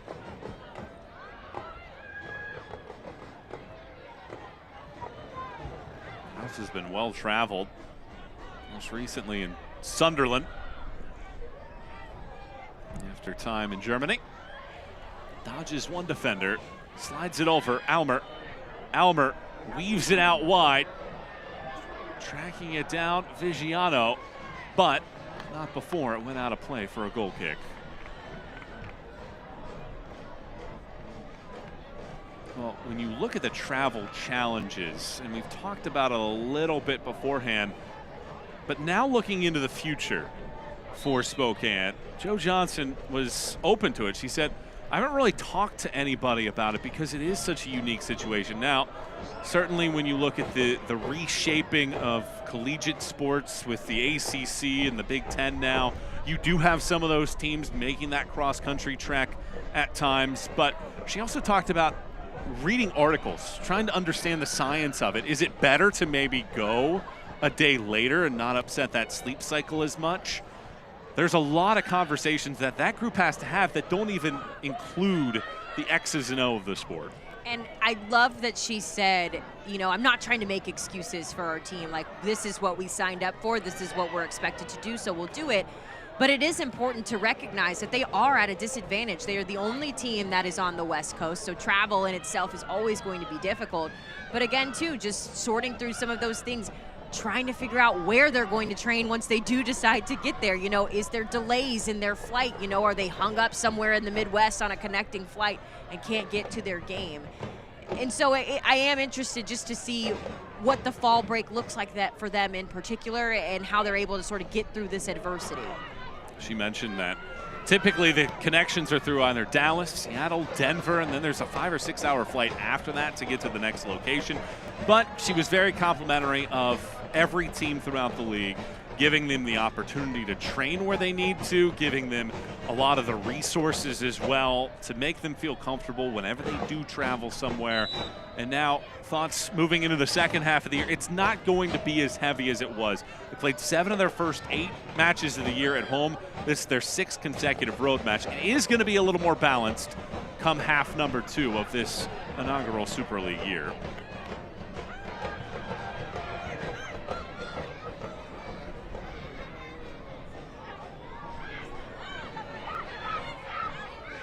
Vigiano carries it out of play. Well, another 1-goal match separating 2 sides in the Super League. Taking our eyes over to Carolina and Fort Lauderdale, still scoreless. We just started the second half of that matchup. Brooklyn, thanks to Isabel Cox, scoring in the 77th minute,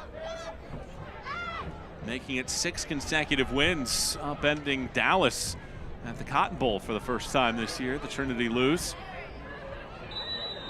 That goal from Cox was so much fun. I don't think she realized that it went in the back of the net because of the way that it came off of her head. But it was such an impressive goal to see, and the excitement that came after it. You could tell this Brooklyn team is really clicking at the right time. And looking at the league table, it is Brooklyn out in front by 6 points against Dallas at the end of the first half, as Almendares hopefully just cramping. As well, with this result, Tampa Bay has leapfrogged Fort Lauderdale for the 4th and final playoff spot.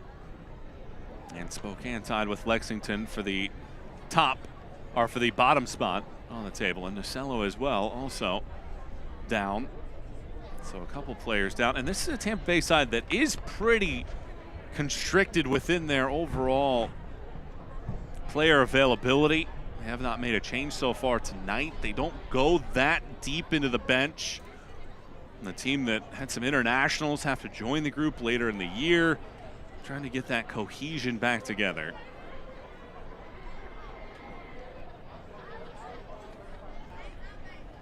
One of the things that we don't talk about enough when we play these Florida swings is that it is 70 and beautiful outside, but that humidity, it's there, and it's an impact even for the players who are used to playing in those conditions. You know, it's sunny and 75 in Tampa in December, and you saw that even in that Dallas game where it was very warm. The sun was a really big impact, and that's just another challenge that all of these teams are having to deal with, the weather, the elements.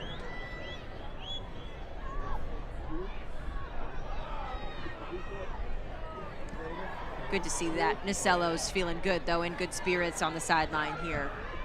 Gives us a chance to reset the match as well. 80th minute. Tampa Bay 3, Spokane 2. Tampa Bay scored first. Jamona off of a corner kick in the 15th minute. Ekic's free kick found Thomas in the 22nd minute to tie the score at 1 apiece. That's how we went into halftime. And then Ekic another free kick, this time picking up Valorant for a header that finishes over the top of Orcus.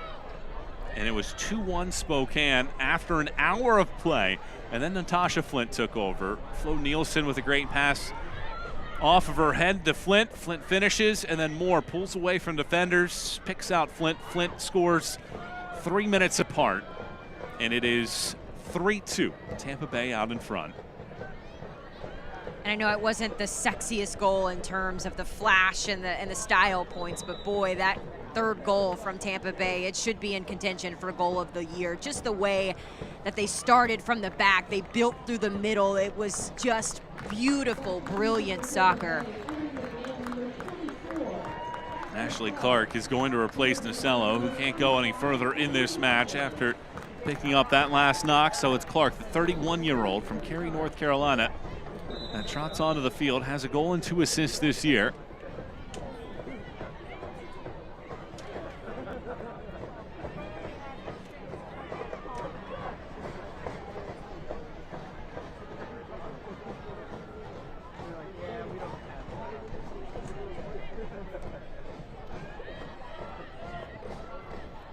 Nasello talked about the fact that each game she feels like she's getting better, but the results just haven't been there for her team. Different story tonight.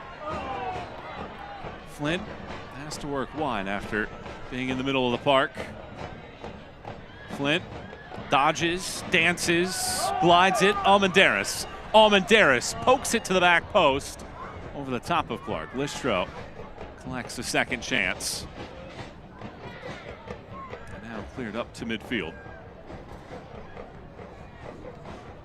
Boy, Natasha Flint's feeling so confident right now, isn't she? Just her ability on the ball, the step overs, using the bottom of her foot to roll it around and cut around defenders there. She's had quite the game and quite the impact in this match. This pass goes through where Cummings clears it away.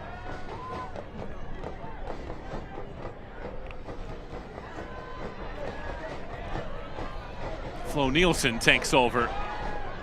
Flo Nielsen falls down from her backside, slides it up the pitch, and it is picked up by Almer.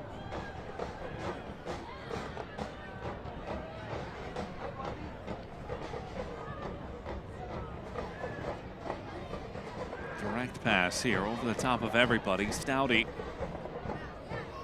chaperones the ball out for a goal kick. Looks like Spokane has a couple more changes prepared by the 4th official, as they'll use their allotment.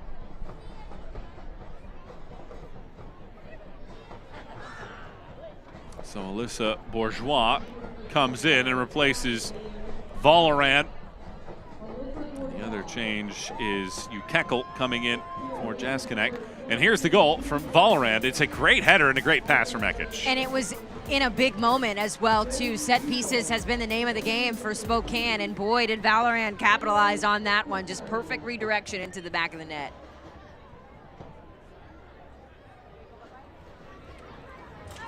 So Jaskinek rather, and Valorant come out, and now Tampa Bay will utilize a change as well. Jamona, who scored the opener of this matchup back in the 15th minute, comes out, and Andrea Hawksdaughter comes in.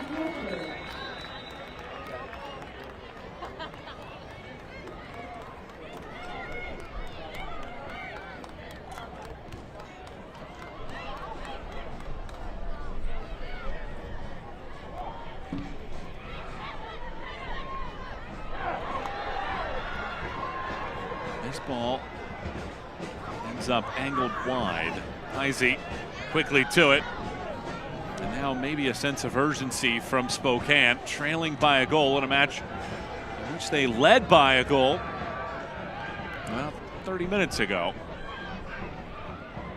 And as a player, that's just the most frustrating part of this beautiful game, is that you can do everything right, and the one time that you lose focus or concede a goal, it ends up being to your detriment. And so I think for Spokane, a lot of really positive things to take away from this game, but ultimately there's still one striker, one finish away from really being a competitor in this league. And in our conversation with Joe Johnson, it clearly, you can tell that she feels that same way. And so again, I keep saying it, but I'm just curious to see the adjustments that are made in that second half break, just to see, because they're in games, they're a talented team, but it just feels like the effort in the attacking third is lacking a little bit.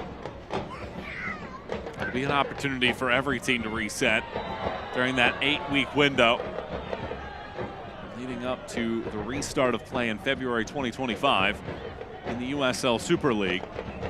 A chance to assess the rosters. Both coaches talking about how they're going to break down that window of time, thinking some scrimmages, some exhibitions to try to get back into it, almost like a restart of an off season.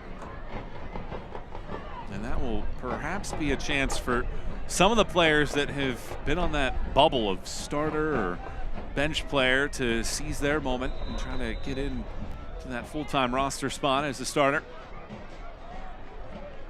On the overlap, Edmonds slides it back and then leaves it as it rolls out for a goal kick. Fort Lauderdale United have just scored against Carolina Ascent. 1-0 the advantage with a half hour to go in that matchup. You know, Michael, we talked about the parity in this league earlier today. That is a perfect example. Carolina Ascent was the team that started on that 11-game unbeaten streak, and since they first lost to Tampa Bay a few weeks ago, it just seems like things have not worked well in their favor. And for Fort Lauderdale, kind of an opposite problem. A team that started at the bottom half of the table, slowly worked into that chemistry, and have now found themselves getting big results in big games. Every Wednesday, listen to the USL Super League Game Week.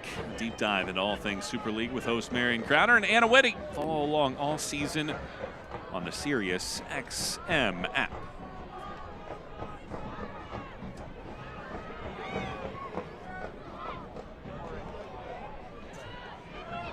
Distro. Flint has a brace in the second half to change the score. Flies this forward. Jade Moore chips this ball, and I think she was indecisive, thinking, do I pass it, do I shoot it, do I run after it, and ultimately fires it right into the waiting arms of Heisey. I was almost waiting for her to try the chip, or you're right, just the decision-making there was very slow. I do want to give kudos to Hope Heisey, though. She immediately saw that there was some hesitation. Initially was dropping back quickly to get in the goal, but sort of adjusted herself once she realized that Moore slowed up. So a positive there from the goalkeeping spot. I know she's conceded 3 goals today, but Heisey has been very instrumental in this game in moments.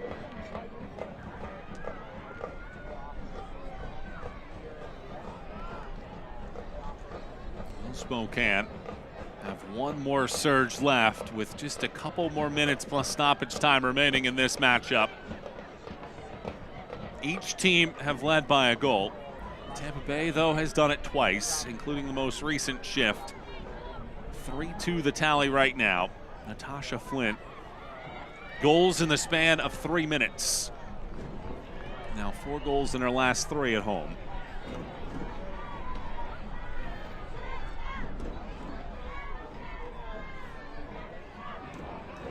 Stay up to date with the USL Super League. Sign up for the Super newsletter. Get news about your favorite team and stories from around the league delivered directly to your inbox weekly. Sign up at uslsuperleague.com/newsletter.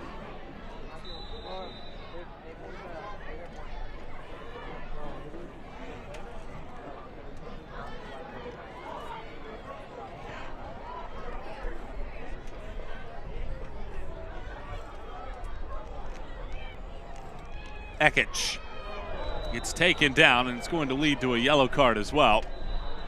Ekich is tackled right there by Hawksdaughter.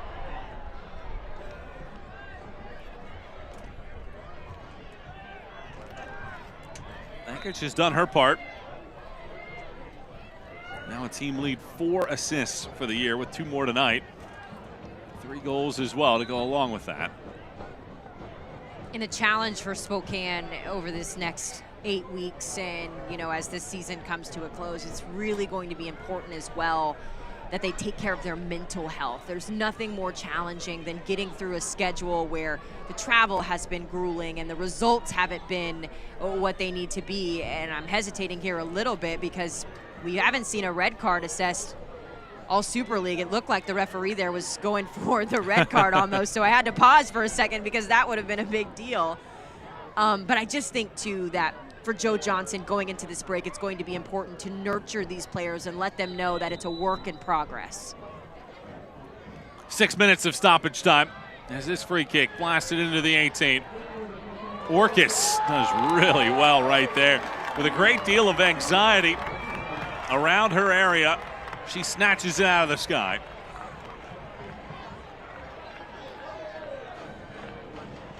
See her sort of taking a minute, stretching out the hamstrings, likely wasting a little bit of time, but a very impressive save from her nonetheless to come out and put her body on the line, getting a little banged up on the way.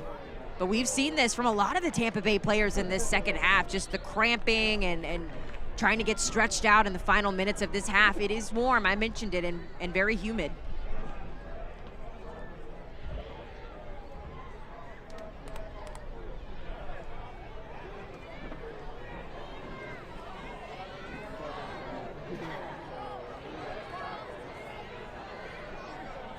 And another look at what she had to deal with the traffic in front of her. Yeah, it just looks like she kind of got tangled up a little bit with a couple of the Spokane players.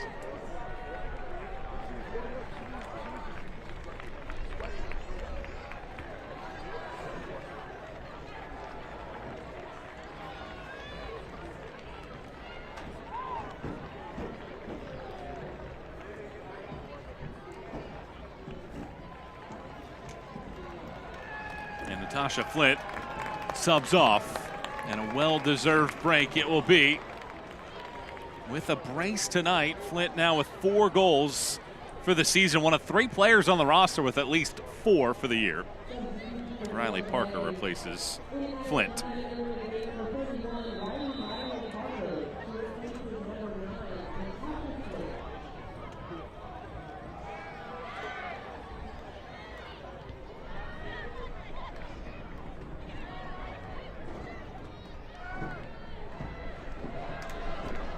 Clark works her way to the corner flag.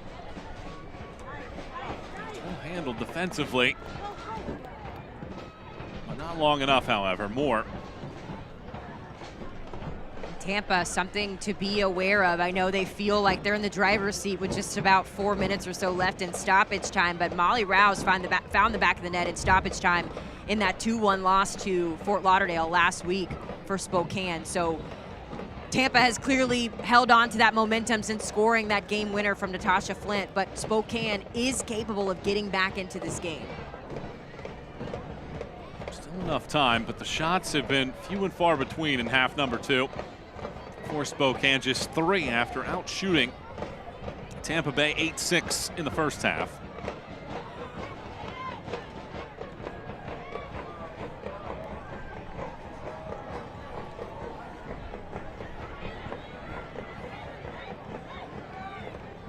Some space over here. Thomas latches on. Thomas with choices. Picks out Vigiano. Vigiano dances, cradles that ball, works it back. Elmer.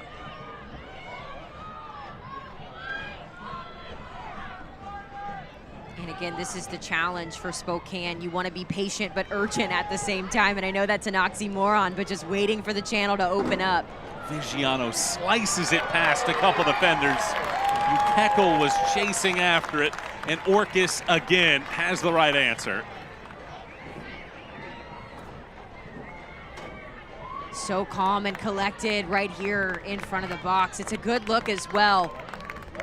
Spokane trying to find the equalizer. I love the resilience and the energy.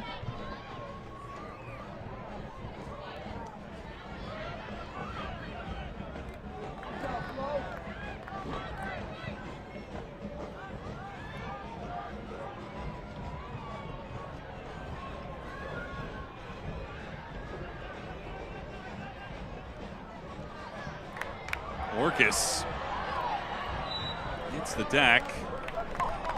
You Keckle.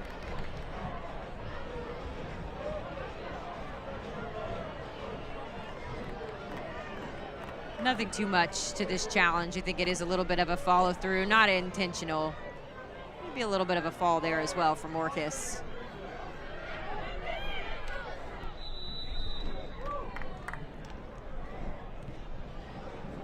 Orcus fires this ball down the park.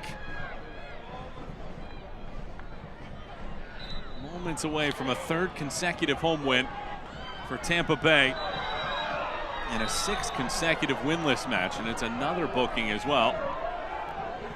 Cecile Flo Nielsen is shown a yellow card, and now players coming together here, and we're not done yet.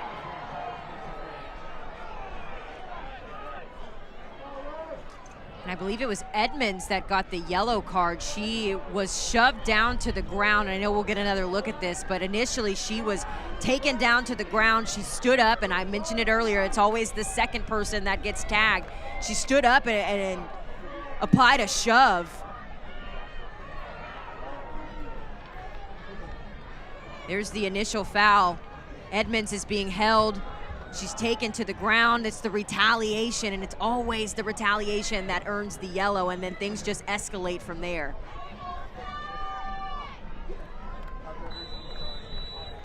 Maybe the last chance of this match. Ekic lofts it in.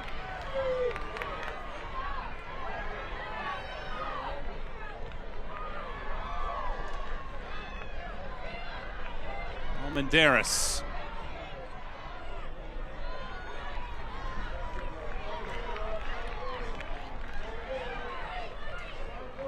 You can feel the urgency for Spokane trying to get this ball into play. Tampa Bay on the other side begging the referee to blow his whistle. Orcus catches. And that likely will put an end to this matchup.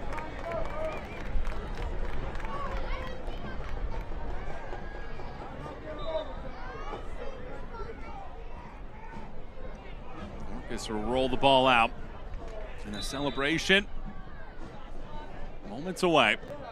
Orcus launches, there's the final whistle, and it's a come-from-behind victory for Tampa Bay at home and a third consecutive home win. Natasha Flint's second half brace propels the Sun to a 3-2 win over Spokane. And it was a deserved win for Tampa Bay, in my opinion. I love the resiliency. They were down, but never out, and they used the momentum to their favor. We hear the phrase, never get too high, never get too low. That's exactly what Tampa Bay did in this game. They found the response behind an incredible game from Natasha Flint, and it is a well-deserved 3 points for the home side. 3 points and a victory for Tampa Bay at home. And eyes above the playoff line for the Sun. The final score, 3-2. We'll have highlights and wrap up our coverage when we return to Tampa Bay.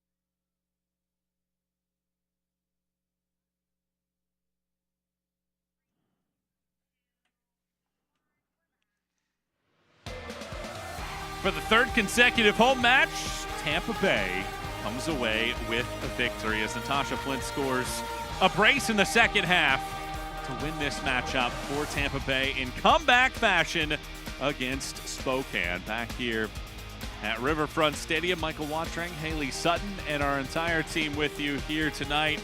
Great to have you with us as we tie a bow on our coverage. We bring in Natasha Flint. Natasha, thanks so much for taking a few minutes with us. Walk me through what it's like as a striker when for about 60 minutes it can be very frustrating and then 3 minutes of pure jubilation.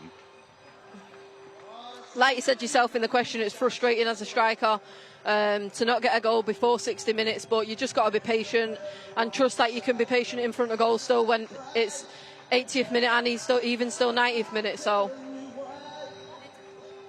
Natasha, for you, you are so fun to watch because your nose for the goal is on full display at any moment. I just want to ask you, when you're finding the back of the net in so many different ways, how much fun are you having and how are you able to thrive so much in this Tampa Bay offense? Yeah, again, you said it in the question, it's fun to score goals. I love doing it. I've done it all year round, every single year. So hopefully I can continue doing that for Tampa. And it's a great finish to the Christmas break, and hopefully we'll come back on up. Natasha, you got to celebrate with the Tampa Bay fans as well in that second goal. Just what has it been like to have the home field advantage that you've had and to see the supporters come out and support you this fall? It's great. The supporters that come week in, week out, we can't thank them enough. They bring a lot to our game. It's great to have fans, and no one doesn't like having fans, so to have them there every single game is brilliant. And to celebrate with them was a bit good, but I got a little bit of beer on my top of my lip, which I don't like, so that didn't taste nice. But yeah, no, it was great to celebrate with the fans today. Final question for you. Looking forward to the second half of the year, what did you learn from half number one that you want to implement to half two to propel this team to the postseason? I've learned a lot since being here. It's a complete different league to the league I used to be in the UK, so it's still about learning, and by the end of the season I'll still be learning things. I will my whole career, but I'm just glad we got the 3 points today and we finish on the Christmas break on a high and we come back as strong as ever where we've left off, and we're only going to improve as a team every single game. Natasha, thanks so much for the time. Congrats on the win. Enjoy the holidays. Thank you, you too. Thank you. That's Natasha Flint as we jump into the highlights in a roller coaster ride of a match. And a quarter hour in, set piece is critical. Jamona scores. It's been so long since we've seen this. You almost forgot that this game was so electric from the beginning.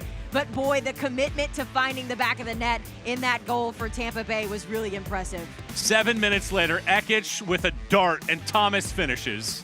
Ekic, that's what her bread and butter is, setting her team up for success, and it was a much-needed goal, a quick response that kept Spokane in the game. To start the second half, again, Ekic dials it up, and Volaran finishes Spokane led. And it's a beautiful ball in. All the momentum was with Spokane here in this moment. The problem is they let off the gas defensively, which leads us here. And a quarter hour after that, how about this pass from Flo Nielsen just off the head, and Flint poised and composed. Having fun scoring goals, that's what Natasha Flint does best, but this goal right here is just spectacular. It sort of took the air out of Spokane's offense and really set the tone for them to then find the game winner a few minutes later. And it started with Jade Moore. How about this effort in the middle of the field to pull away from the defense? Look at the burners from Jade Moore. She even has a player pulling on her jersey, and it doesn't detract her, but the most important part of it is this ball right here. The weight of the pass allows Natasha to pick out exactly where she wants to place it. Look at it again.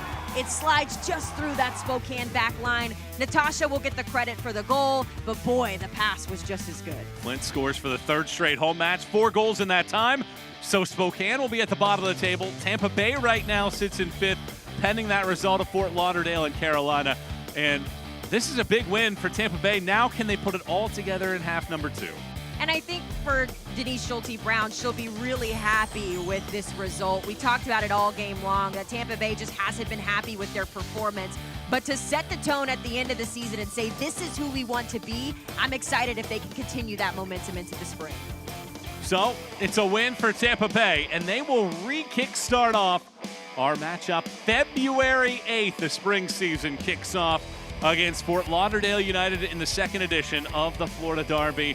That will be on NBC's Peacock Network at 7 p.m. Eastern. on February 8th. And a victorious night tonight for the Tampa Bay Sun. Festivities early, very much in the holiday mood. The fans were out in force making noise, and the celebration was on early. Natasha Flint had fun with it all night long. She bags a second half brace in the span of minutes, and Tampa Bay take down Spokane 3-2. For my partner tonight, Haley Sutton, and our entire crew, I'm Michael Watrank signing off. Thanks so much for watching. Happy New Year, everyone.